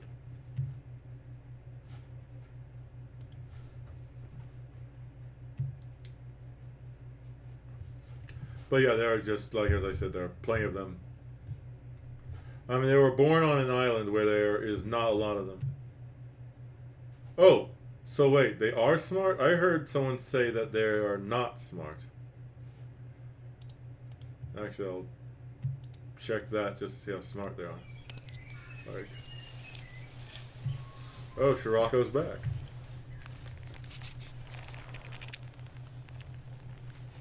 That's like their little waddle.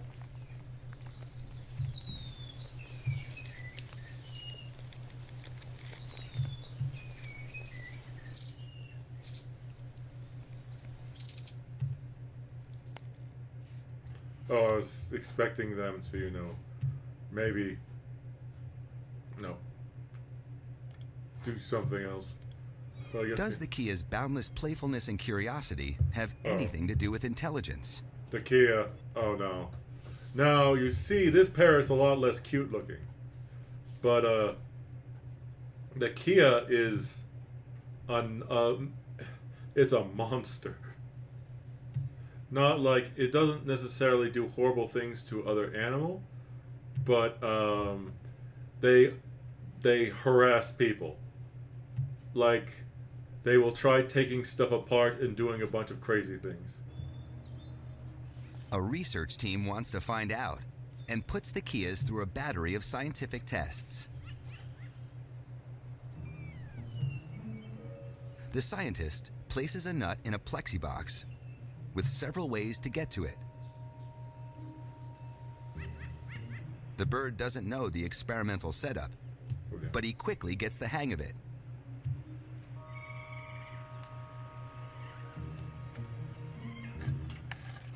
Once he's discovered a possible solution, it's removed, and the Kia has to come up with a new plan. No worries, mate. Well, to be fair, I think it saw the solution and put it Now in there. things get really interesting. This solution relies on Newtonian physics.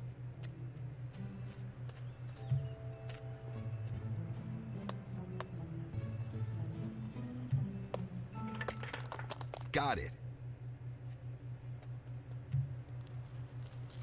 I like the little running around. There is Oh, yeah. one last way to reach the nut. The Kia has to choose a stick that's the right length.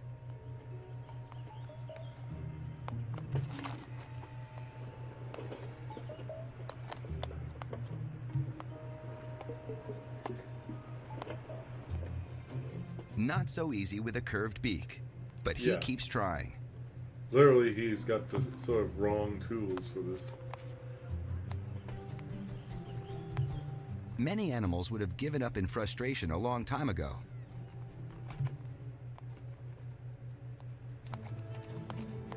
This Kia gets rewarded for his efforts.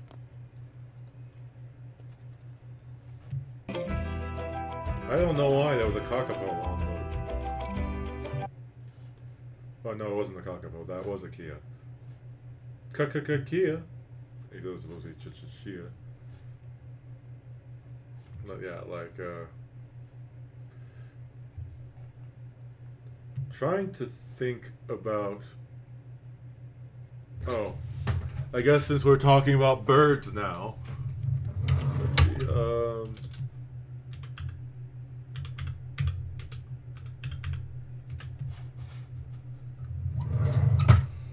alright, so this is going to be something that'll probably be interesting to you also, since you seem to like birds. Do you know about the owl that can transform? But do you know about this owl? Okay. This is from 14 years ago. Jesus.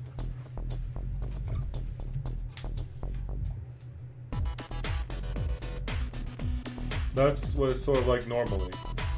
A rather cute little bird, right?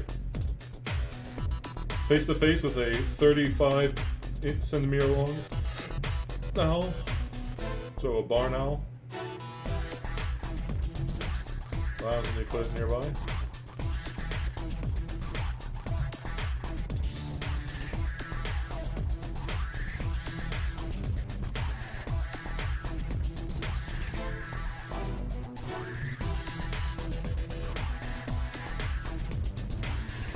Like you see, it makes itself much bigger. Which, to be fair, a lot of owls do that. But, you know, face to face with a significantly bigger owl.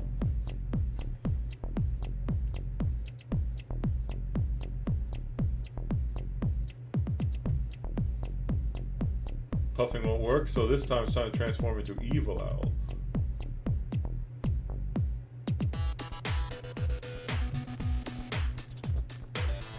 You saw that, right?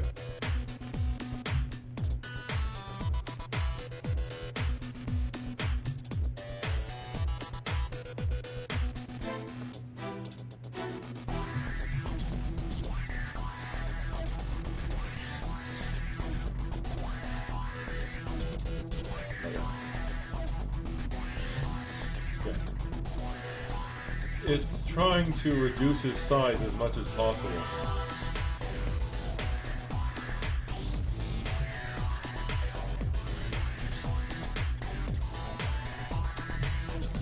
Oh yeah.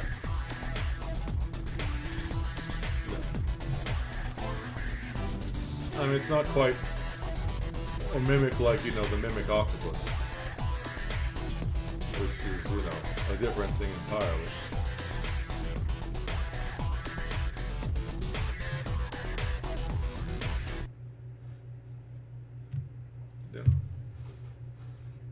I don't know. Owls are pretty cute. Let's see.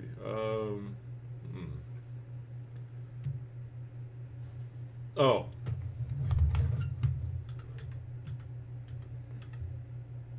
The harpy eagle. Have you heard of that?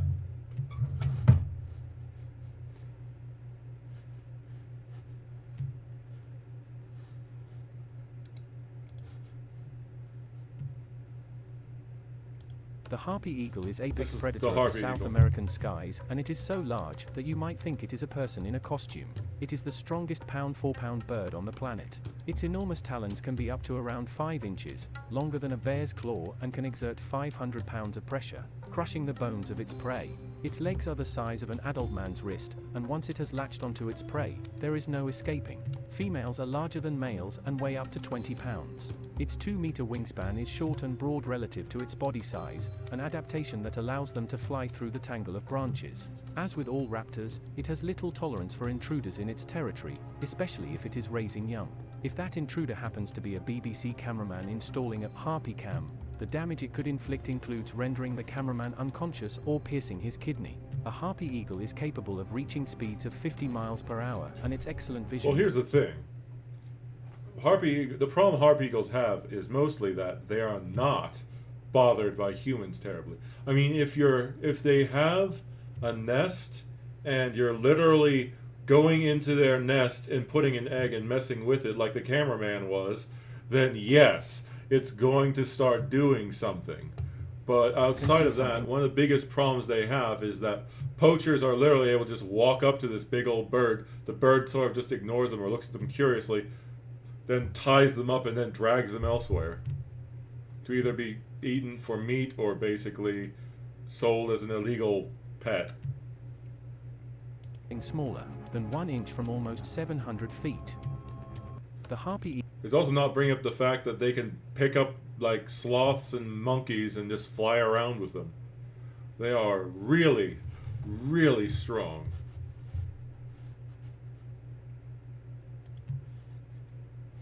And I mean, look at that. Look at the size of that talon.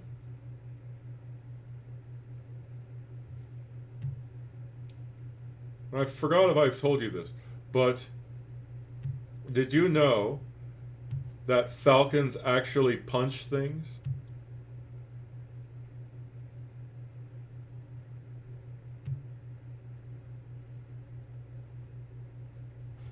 Oh, okay, well I found the next thing.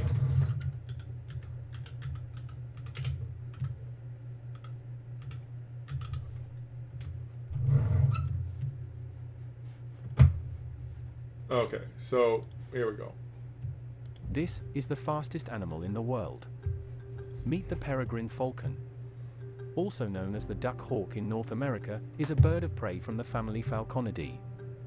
They are renowned for their speed, reaching over 380 kilometers per hour, or 240 miles per hour, during their high-speed hunting stoop or dive, making them the fastest animals in the world. Their body is built to execute high-speed maneuvers, as they dive through the air, with wings and feathers designed to reduce drag, by allowing themselves to shape like a bullet, and a large keel bone that allows them to flap their wings more vigorously, and generate lots of power.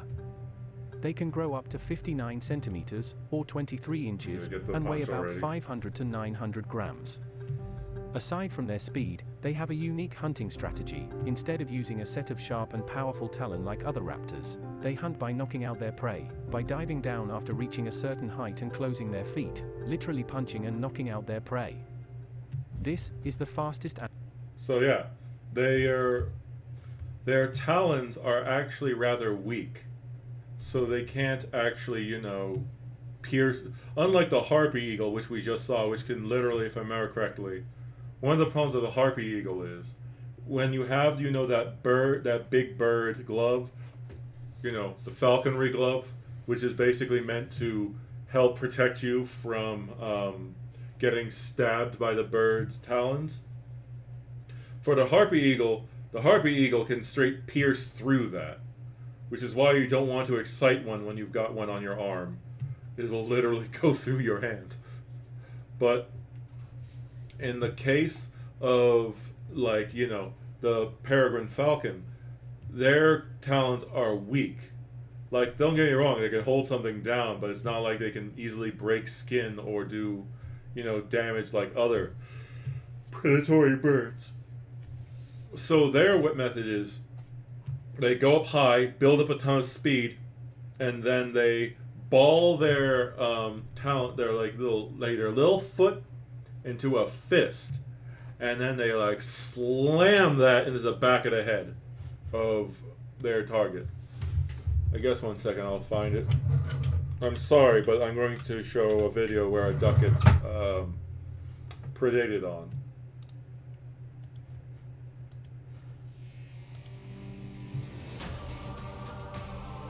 You see? Of course, getting hit by a thing going several hundred miles an hour. And here it is in slow motion. Or slower motion. I mean, it's not exactly, you know. I will save you the part of it eating the duck.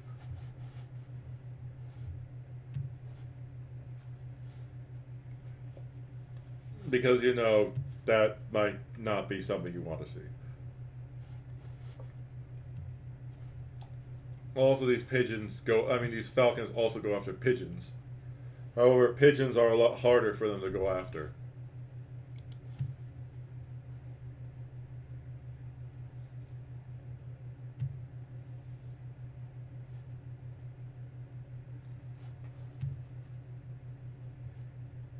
Oh. What? I didn't know about this. What is this?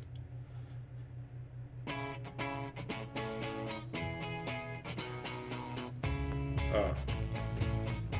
There's also some super derpy looking pigeons, too. Like, yeah.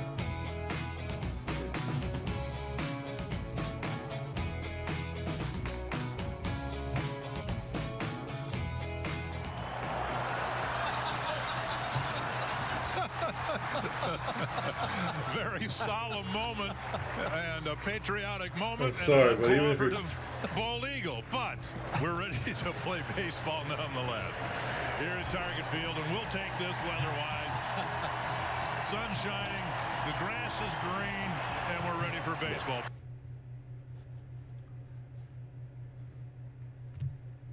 Okay, I'm going to, since I saw that, I'm going to show you a cute little thing. Going for it right now in third place. Animals interfering with sports events. Dog. Bidcock. Herman's through. Ellie Iserbit, he wants a piece of that. He wants a piece of the champ. He wants a piece of the champ. He's not going to get it. Does not want to let Ertz around. Actually wants a piece of Michael Van Torn out. Stops him right in his tracks. Michael Van Torn. Yeah, double their lead. Oh no. And Oh, the no. Kangaroo is on the field of play again. Oh my god. And racing across the field of play, scattering players left and right, bearing down on goal.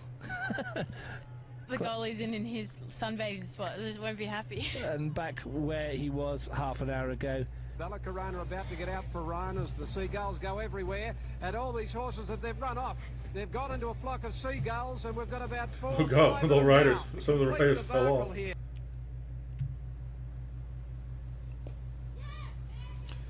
They're going to have to look I to don't take two. They're understand going to have to cricket. take a chance now. Oh, dog.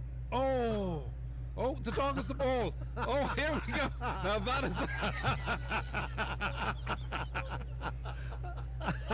It's brilliant. Now there we Dogs- go. yeah, okay, Dog played has with. stopped play. They've- I feel Oh, there we go. I think we'll retrieve the ball. It may need a clean. There is a black cat now on the field. Halloween this past week, and a black cat is running across MetLife Stadium.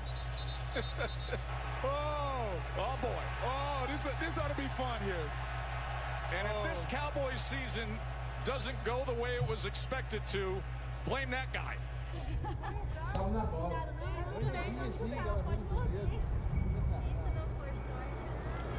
Oh my god, it's a macaw.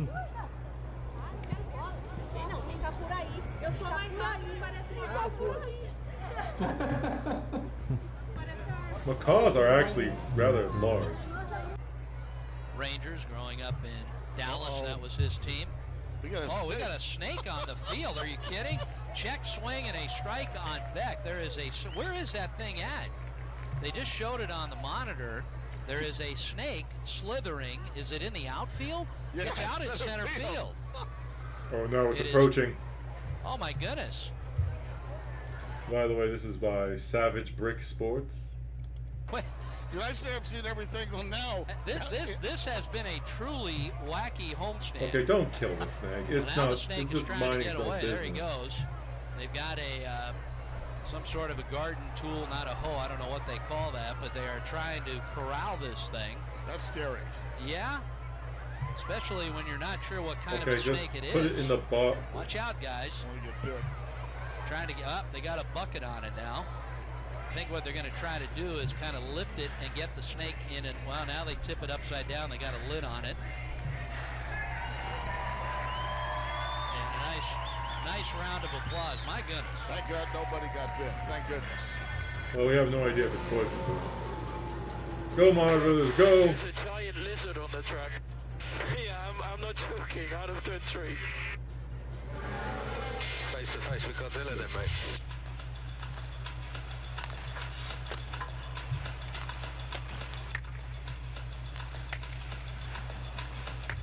What are you doing? Be careful there. 1-0. Is a line drive base hit center field. Coming around third, DeRosa's going to win the ball game. It got by Crisp. Maybe the Birds distracted him. Well, here's the Birds. They fly out of the way. It got a bird. That ball hit the bird. How about that? İki sevimli köpek var sevgili seyirciler. Bu görüntü gerçekten çok enteresan. Çok renkli bir görüntü. Şu anda ikisi de çimlerin üzerinde. Davetsiz misafirlere alışık olduğumuz dönemde girişleri. Şu anda bu şekilde oyuna dahil oldular burada. Cuando viene tocando la pelota, ahí está justamente, miren, se agarró una zapatilla y lo van a sacar. ¿Y de quién será la zapatilla? Esa es la pregunta. Descargó para Ramiro Vaca, para Godoy y se lleva la zapatilla, miren. I got a shoe. ¿Qué momento? ¿En qué termina esta historia? A lot of games are delayed for a lot of reasons. I don't think I've ever seen a game delayed by bees. That's B-E-E-S. Not in the bat either, but Oh on the my, camera. this is They have swarmed right this might be someone's on the fear. screen behind Not the bees! Not the bees! The robo camera Ah! that the operated is located, and you can see how many of them are there.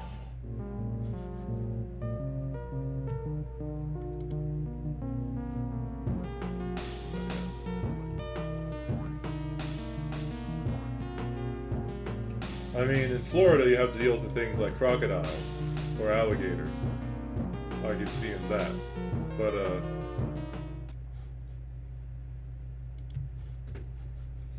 God, is there another bird or thing I can think of?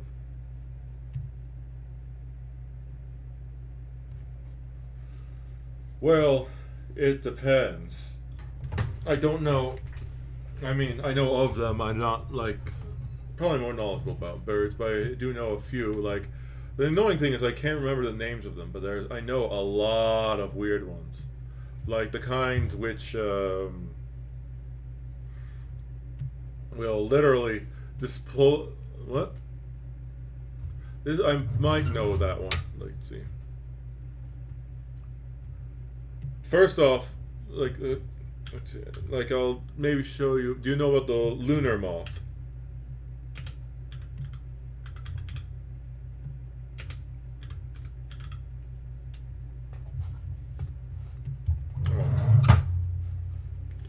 Okay, well, the lunar moth, if I remember correctly, is the largest moth. Which, yeah, you know, it's a really cute little fluffy moth. Do you know some moths are pink? Meet the rosy maple moth. These beautiful moths can be found in any of the shaded states. When the weather starts to get hot, oh, okay, so I might be able to find it in my state. They only live for a week, so be on the lookout. Do you know some moths? By the way, if you see a fluffy moth like that, do not touch the fuzz. The fuzz will make you itchy or sick.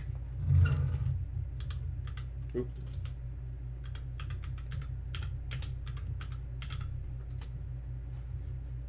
Lunar moths? Alright, let's see.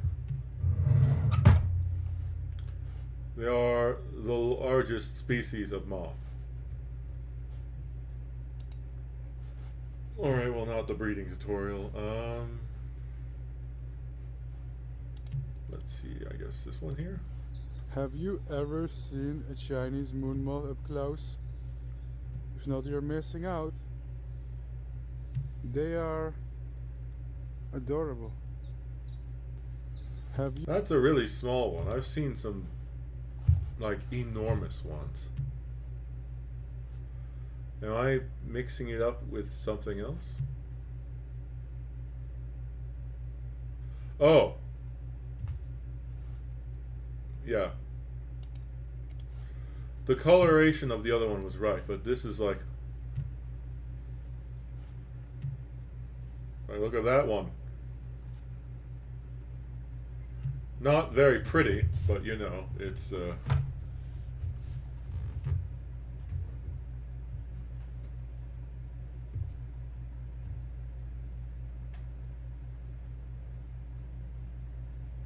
And if you notice, the really cool thing is they have these clear, like, scales on their body, so you can sort of see through parts of it. That one's just freaking out. Have you seen jumping spiders?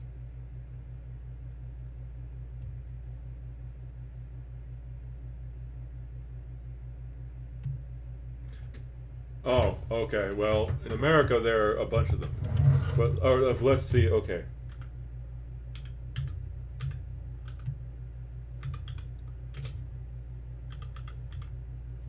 Okay, I'm going to show you this because...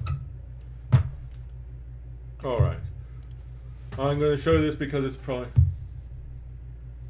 Ah, well, this is going to be something. Because literally, species of peacock. the one for a male octopus, one of their tentacles functions as the male reproductive organ.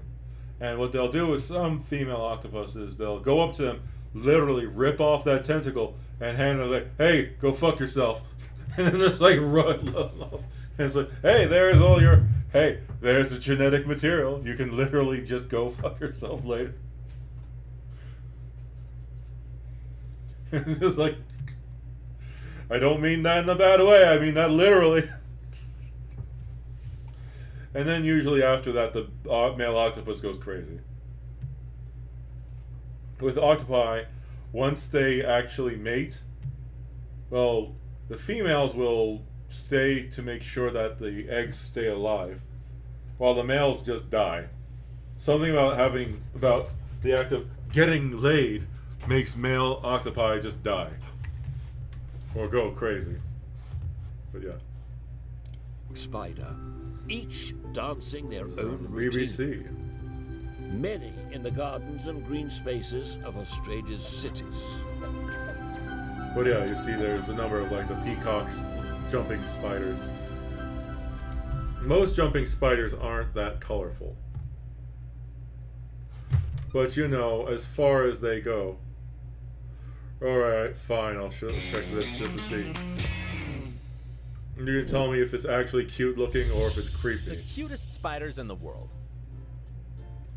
With some incredibly hairy legs and a compact body, spiders have become a phobia for millions of people around the world. However, some arachnids are stunningly beautiful and also cute. Are you ready to meet them? Sequined spider. This species was seen for the first time almost 100 years ago in Australia. Okay, that one I'm not so sure about. First one's a bit too, like, I think the arachnophobes would be horrified looks like by it's this. covered with sequins. However, these shiny fragments just appear when the arachnid is relaxed. Although this creature can be beautiful and strange, its sightings are really unusual because they're just found in wild environments from Australia and Singapore. Also, its size doesn't help because they have a small body that reaches 0.16 inches. Looks like it's something from another Even world. a lot of photographers that had the fortune to take a picture of these spiders say it was just luck, and all they had to do was look for a shiny spot in the immense wild. Basically, the sequined spider is a hidden diamond. Smiling spider. I knew about this one. Known to be a spider that only lives in Hawaii and close islands. Yay!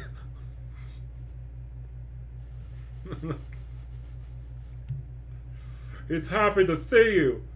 I don't think anyone else is, though. Islands. This splendid arachnid can usually be found under rocks from different plants, where they normally knit their nests and spend almost... You can spot it by seeing the little weird smiley face. Yeah.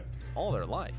The most important characteristic of this spider is that it's capable of making you smile. No, it doesn't bite you and inject hormones that can give your organism happiness, which would be a great idea, but it has a coloration in its abdomen that looks like a happy face. That's where its name comes from. On the other hand, the hunting methods from this magnificent species are amazing, because like many other spiders, they knit a net. However, it isn't used as a trap to catch prey. It's used as a sound tool that allows the arachnid to hear the vibrations and detect their future food. Another incredible characteristic is its maternal protection, because the females used to take care of their eggs until they're born, and even after this, it dedicates to hunt prey to feed them. However, this spider is in danger of extinction. That's why its smiley face is used as a conservation campaign to preserve this species in the Hawaiian Islands. Don't take their smiles away. Why Java cereal? Okay, what the fuck? I'm sorry, but the cutest spiders. Look at this thing. Jesus! Like, no. No. I mean, it has to have some crazy, adorable backside or, you know, cute behavior to make up for this, because this is just like, oh, this is gonna haunt some people's dreams. This spider is known because its legs have different... Oh my god. It's worse. It's so much worse. I didn't think it could get worse. I see that and I think Alien. It's just like, oh my god. What the fuck? They can be found in great vegetation places in Singapore or Indonesia. However, even though it possesses colorful extremities, the species only reaches 0.5 inches. Oh, To the only. jumping spiders. Only. Like them, this spider possesses big and somehow really... So remember, as I said, some jumping spiders are really, really adorable in terms of their actions and the way they do things. This is like, so since this is a jumping spider, just imagine this thing lunging and jumping onto you, as that was literally happened. Like, you know, where is it? Like, just inches. It belongs to so the like you see there, like spiders. look at that. This spider possesses big and Totally. somehow really cute eyes. Yeah. Don't let those eyes fool you, though. This spider's hunting method is not cute at all, because it pounces into its victim to as inject its opposed to, venom, like... which are usually flies and crickets. Even though this isn't a great spectacle at all, God. its peculiarity is that this species, before attacking, knits a line to hold on. This functions as a bungee rope because it makes it easy for the spider to go away quickly in case there's a bigger sized predator around. Okay. Arrow-shaped macranthina. Okay, that's... This beautiful creature is really distributed not in almost cute all either. of the What the United fuck? States and Mexico. As its name says, its biggest Why peculiarity is this higher than that the its one, the abdomen first has a two? yellowish coloration with two big spines in the back, characteristics that make this spider look like a character from Pokemon. You just have to look at it to realize that we're talking about Pikachu. However, these colors aren't just aesthetics, because it's been proven that this attracts its yes, prey, the Hell which are Pikachu small spider. insects. Yes, Also, its indeed. spines are used as a defense mechanism, because these would prevent, or at least make difficult for a bird to eat these arachnids. This shows that everything has a motive in the animal kingdom. As a lot of species that we've mentioned in this video, its size isn't its biggest characteristics. I'm its sorry, sighting I isn't wanted common to at show all. you cute It's known videos, that but females instead can it's double the just male's like- size, which only reaches 0. Ladybird mimic spider. You just need to see this animal and you'll quickly realize why it's named like this. well, However, you know, this coloration is because ladybugs don't taste good, and predators and birds usually avoid them. This way, the ladybird mimic spider has adapted to survive. On the other It's hand, still not this little that creature good only looking. inhabits Asian places like China, Japan, and Taiwan, especially tropical zones. Nah. Even though its color and adorable appearance can captivate us, this spider could be one of the most dangerous in the tarantulas family and white widows. There's not much known about this species' lifestyle and attitudes. Even though this species was discovered 50 years ago, its small size is a big impediment for its sighting. Also, at first glance, it looks like any ladybug, and the forests where this arachnid inhabits aren't easily accessible. Spiny orb weaver spider. Okay, no. This peculiar creature, unlike the other ones already mentioned, It's another one of the alien-looking spiders. Oh my god.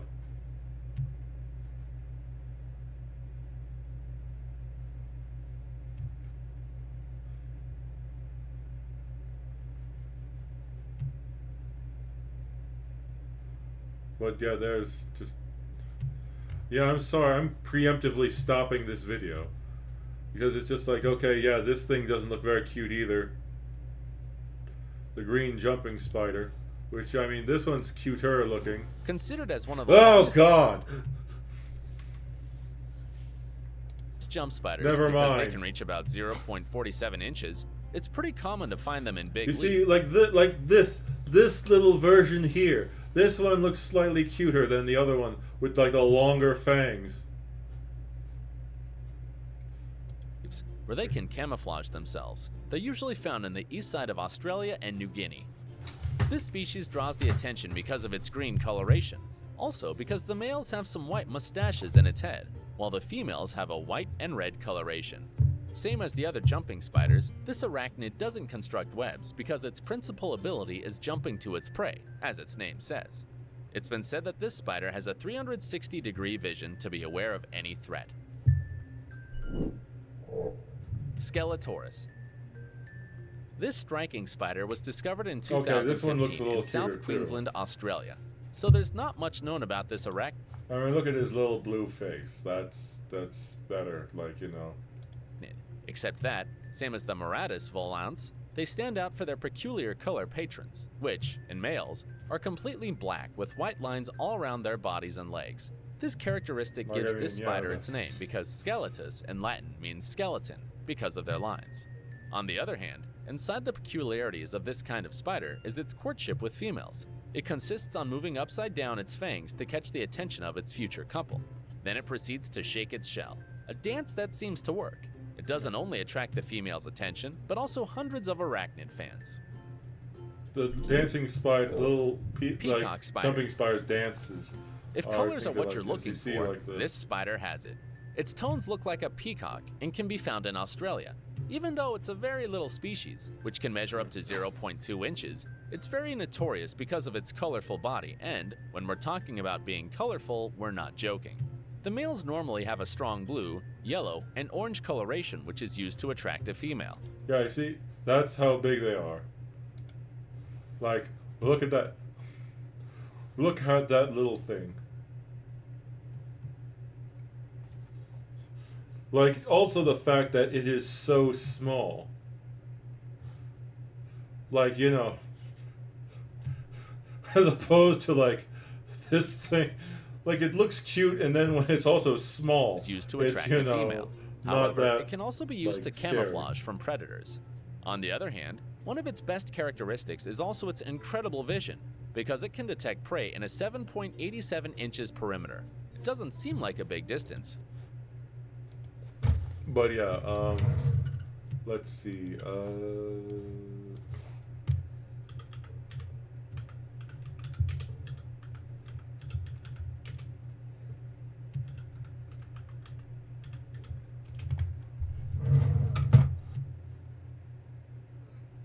This is something that people sometimes like doing.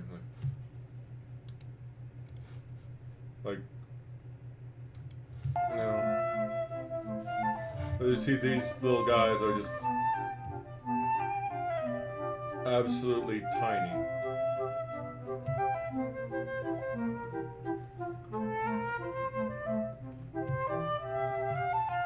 Oh yeah, that's where they have a little fly or midge. But that's not what I was, let's see.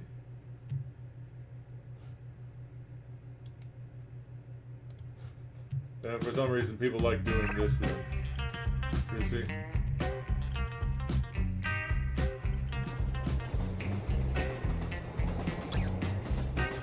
Ah! Oh no!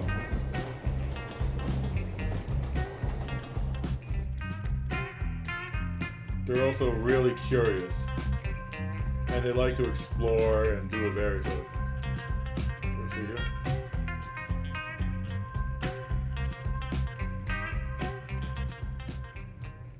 This is by Jumping Spider Film.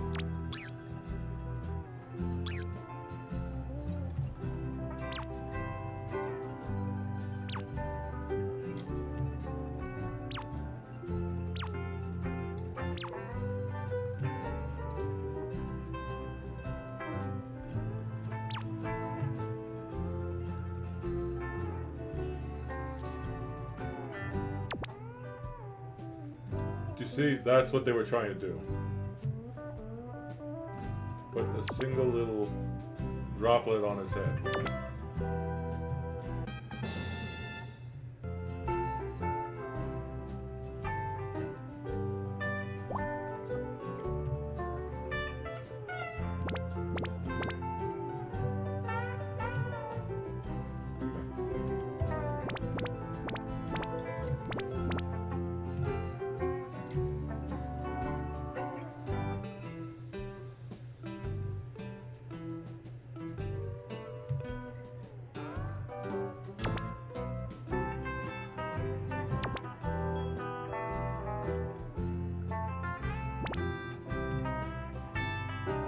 He's like, no, I've had enough. But yeah, you know, just that stuff. For some reason, some people like doing that. Oh. Do you like rain? Do you know about rain frogs?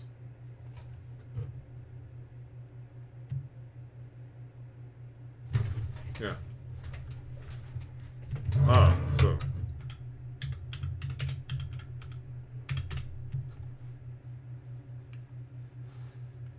So first I should probably play for you. First I'll play for you the old meme. The one with the meme of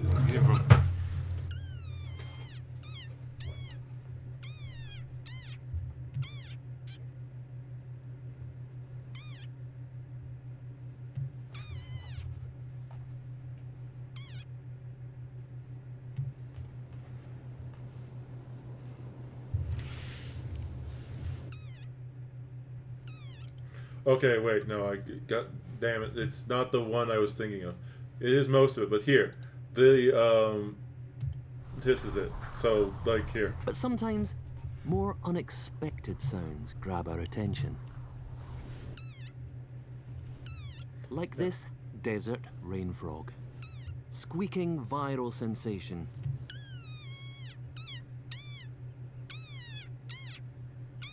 $11 million hits and counting. It sounds like a dog toy. But actually, this is the sonorous war cry of a very angry frog. Okay, also, just because I saw this here, and I'll show you other rain frog stuff, but, let's see, have you seen this, drummer?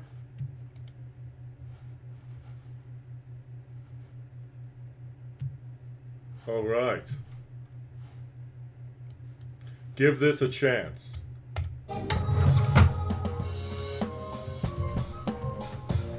Yeah, this is exciting, isn't it? Like, oh my god. This is considered by a lot of people one of the really good drummers.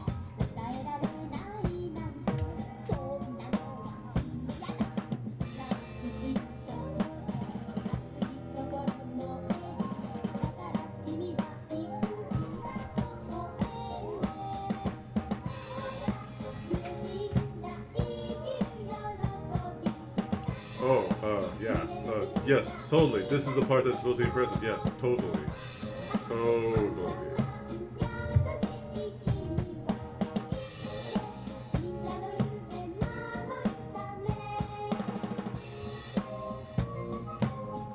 Let's see.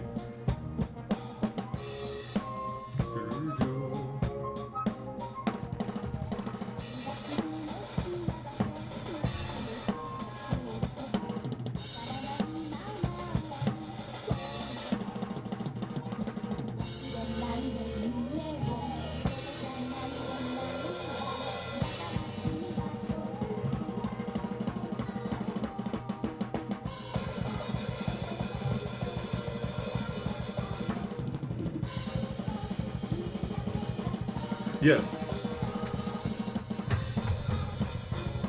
And on top of that, he's doing all this in a costume.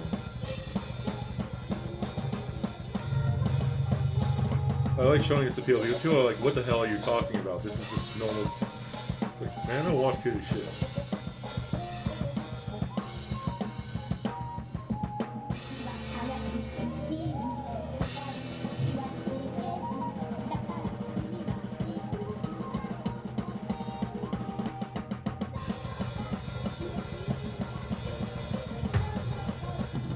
I forgot what his name is.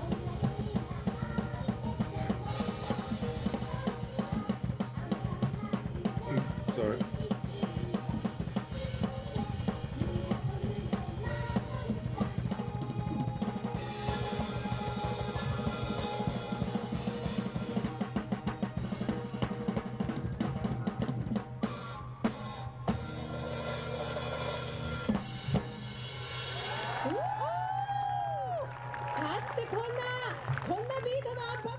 I forgot what his name is.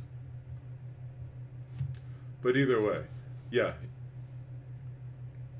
He's, great. But anyways, let's see.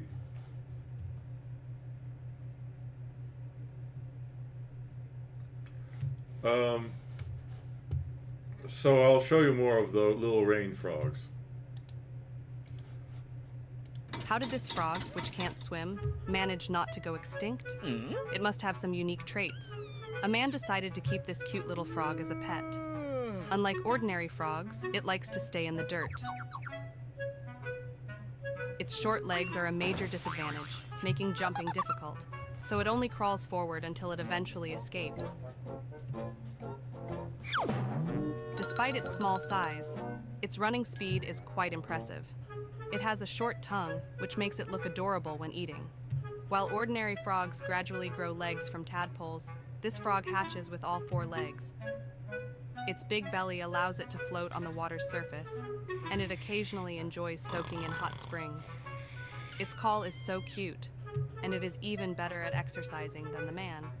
Sometimes it has a bit of a temper, and witnessing its first molting is a special experience. Do you know what kind of frog this is?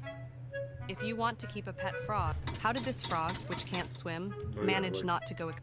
There's a variety of them, like there's this black version.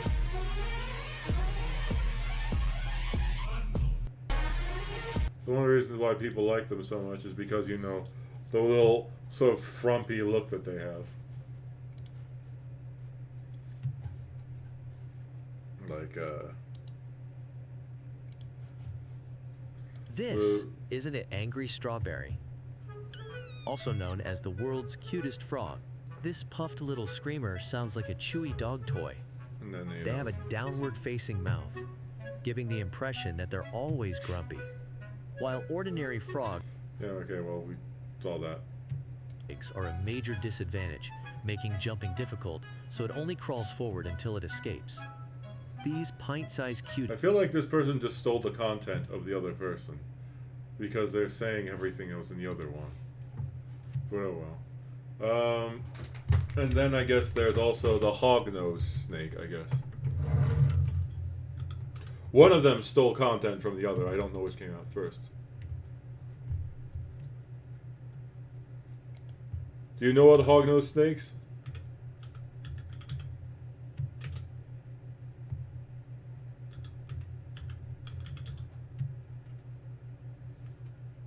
Wait, do you know about them? Alright.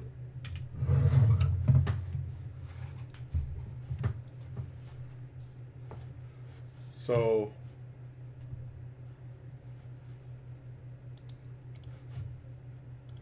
Alright, let's check on Lady. Lady, where are you, honey? Oh. There you are, baby. Such a good girl. Look at that hood. Good girl. I'll leave you alone. I wish you'd lay on the warm side, though. Hey, Jazzy boy, I see you in there. Oh, there you are. Nice, sweetheart. Oh, sorry. That's a good boy. Aren't you cute? They do look a little dirt. Oh. Alright, I'll finish off with Dixie since she's the only one practically not in shed. What a good girl. Yes, you are. You are a good girl. They are surprisingly cute little snakes. Oh god, I forgot the name of this snake. But there's a... Alright, let's check on... One second if I can remember it. Oh, also, they're known for being overly dramatic. Like, this is when they think you're trying to eat them or hunt them, they do this. Like they go, ah, ah, ah, ah, ah.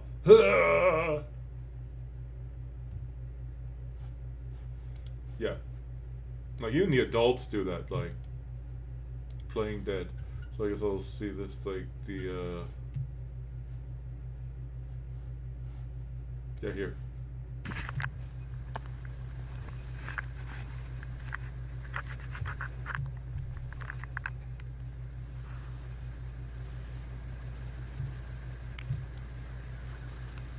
Like, rather than bite, they'd rather pretend that they'd rather play dead, or... Though, to be fair, this person's being a dick.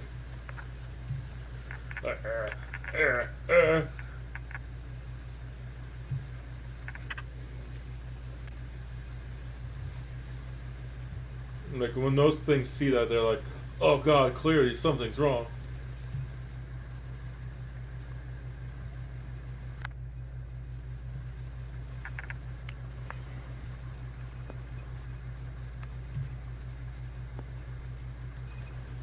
I like the little tongue sticking out.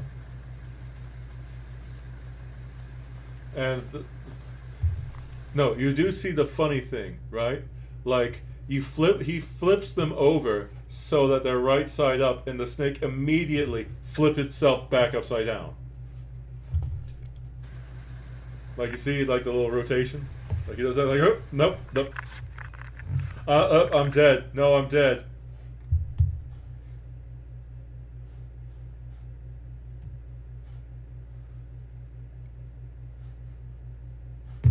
But let's see. Is it like? Is that the thing I was thinking about? I don't know. There's a certain snake. 1 second.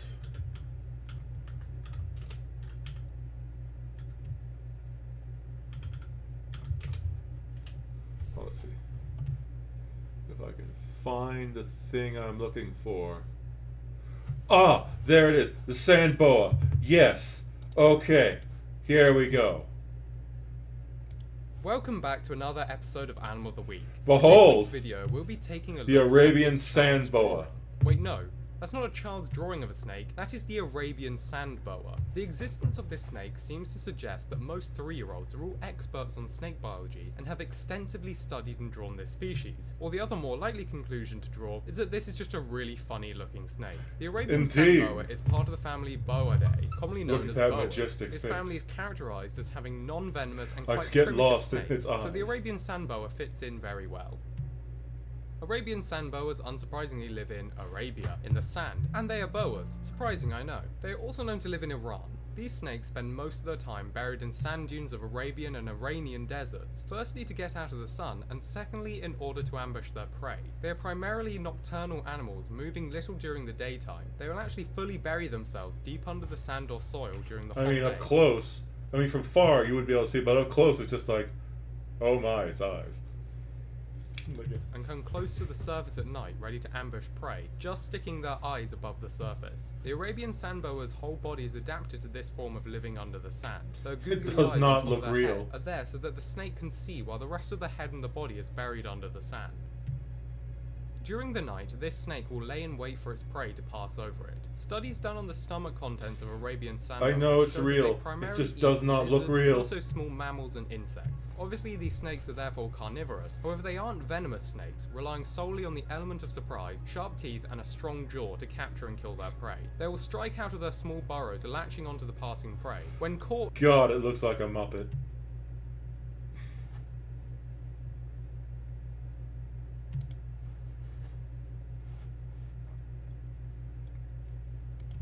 And actually, let's see. Oh,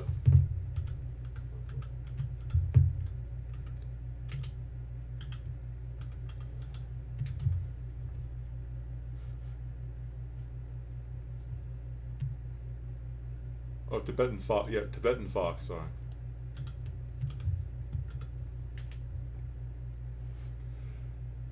Behold, the Tibetan fox. Another animal that doesn't quite look real.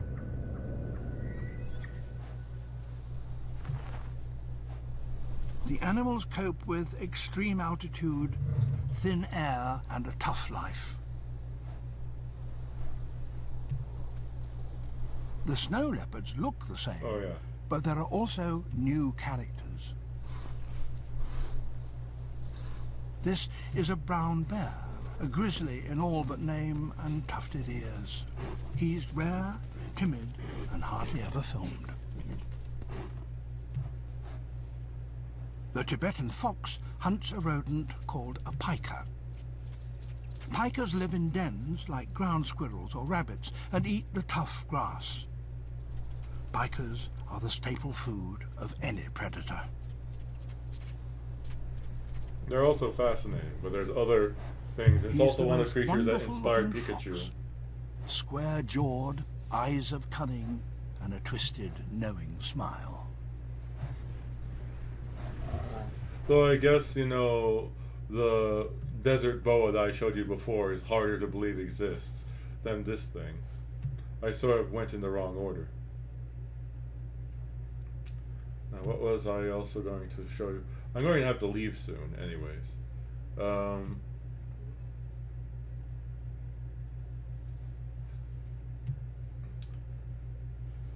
What was it?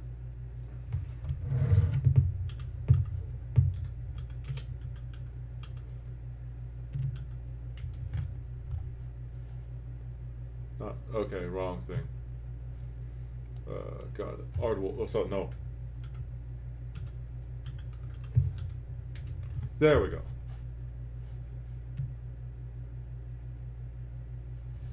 Oh no, that's the Aardwolf. No, I'm mixing the Aardwolf up with something else. What the hell is the thing I'm looking for? I mean, don't get me wrong, the Aardwolf is also a weird creature, but I'm trying to...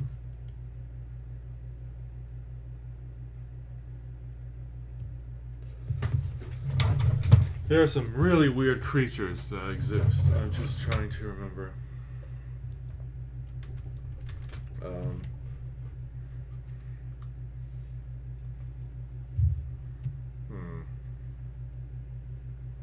Oh.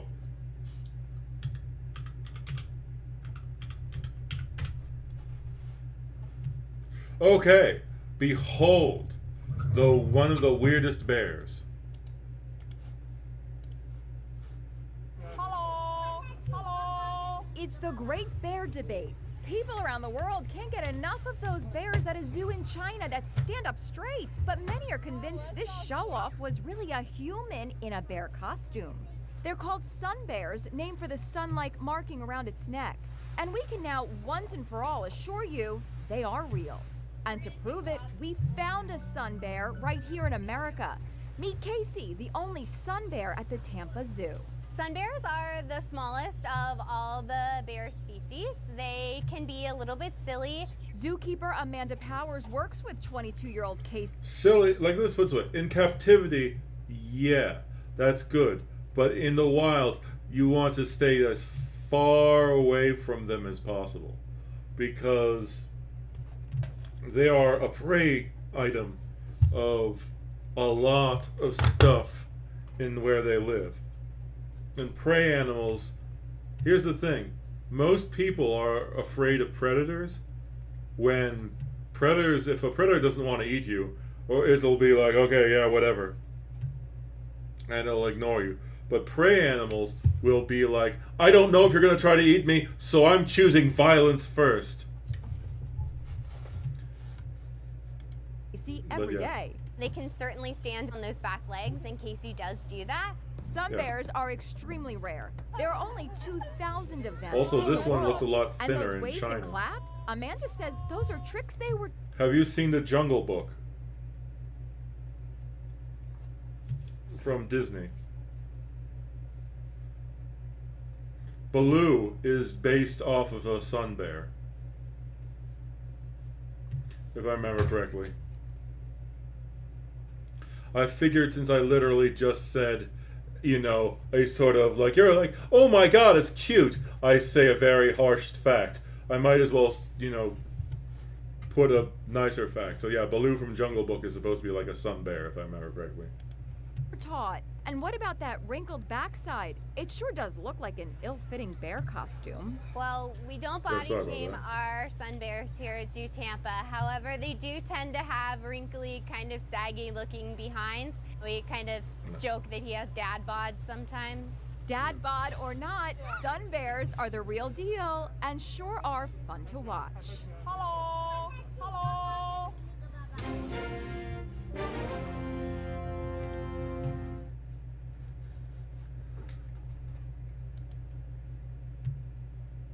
Oh, have you seen Deadpool? The movie?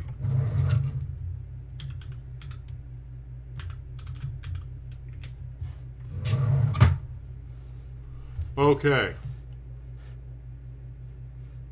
So, I'm going to show you this. It's a character that appears in the Deadpool movie.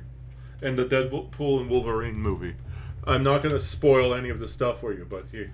Deadpool, Wolverine, and Britain's ugliest dog? A pug mix named Peggy first gained fame after winning a competition in the UK. Here's how the canine became a Hollywood star. Deadpool and Wolverine is jam-packed with fun cameos, with the Marvel flick pulling out all the stops to give fans a variant-infused multiversal thrill ride. While fans can expect to see Okay, I didn't know this was Watch Mojo type thing. I'm gonna skip to the part with the dog.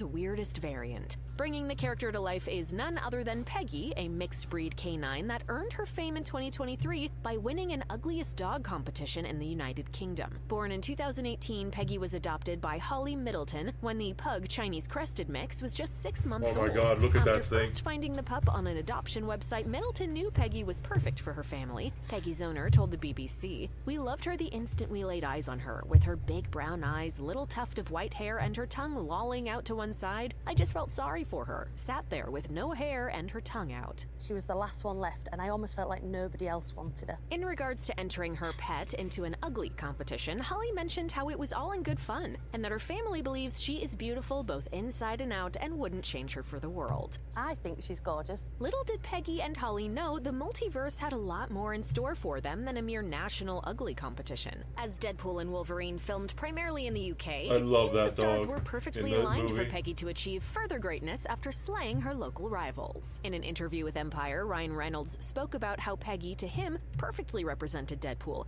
albeit in canine form. He told the publication, "The reason why I was a huge proponent for her was because she feels like the animal manifestation of Wade Wilson." According to director Sean Levy, there was a worldwide search for the right dog actor, but just like when she beat out all her British competition, Peggy impressed, and impressed. While there was some level of preparation that had to be done as Peggy had never performed on a set before, Levy and the rest of the film's crew had nothing but wonderful things to say. Wendy Jacobson, one of the movie's producers, said, "I am so proud of Peggy because when we first met her, she was so shy. However, after completing her training, Peggy flourished and reigned supreme on set." Jacobson went on, "She knew she was a star. She'd just be sitting there in her costume, laying out and letting everyone walk by and admire her. She loved it." The Deadpool and Wolverine casting crew weren't the only ones who lavished Peggy with praise. Fans have been throwing the goodest girl nothing but praise long before the film's first trailers were even released. In a December 2023 Reddit thread dedicated to Dogpool and his anti-hero...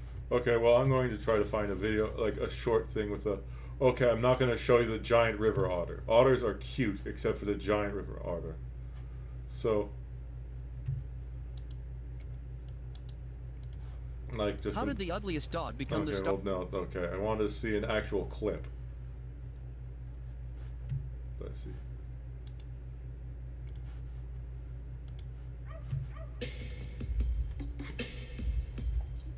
Actual scene from the movie.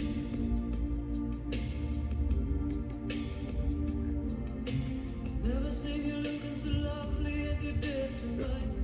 I've never seen you shine so bright.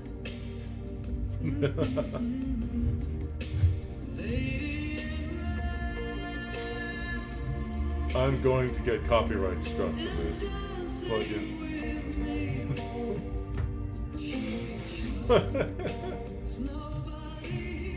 Look at you! She's coming with us! No, she's not. Oh, yes, she is. Oh, yes.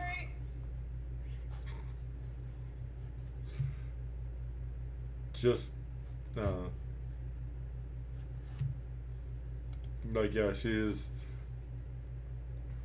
Oh no, like every time she appears in this movie, she is it. That little dog steals the show, and then Ryan and Reynolds, like, you know, talking about Peggy, or I guess Dogpool, yeah, Peggy. Like, I guess, yeah. There.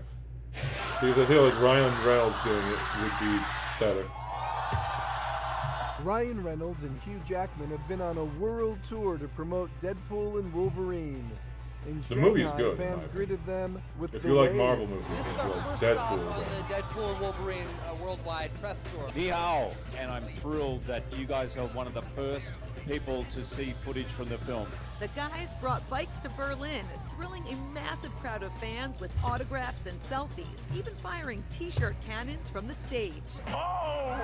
But Joel, in South Korea, they traded the t-shirt cannons for high-powered water guns, soaking up the fun during a surprise appearance at Seoul's Water Bomb Festival. This is the craziest thing I've ever seen in my life. In London, some superhero lookalikes were looking good, but it was Peggy the dog, who plays Dogpool, who clearly stole the show and stole hearts on the red and yellow carpet, George. I love Dogpool. I just And love in Rio Peggy. de Peggy's Janeiro, adorable. These Marvel stars visited Ipanema Beach, kicked penalties with Brazilian soccer greats, and made another surprise appearance before a packed crowd of fans.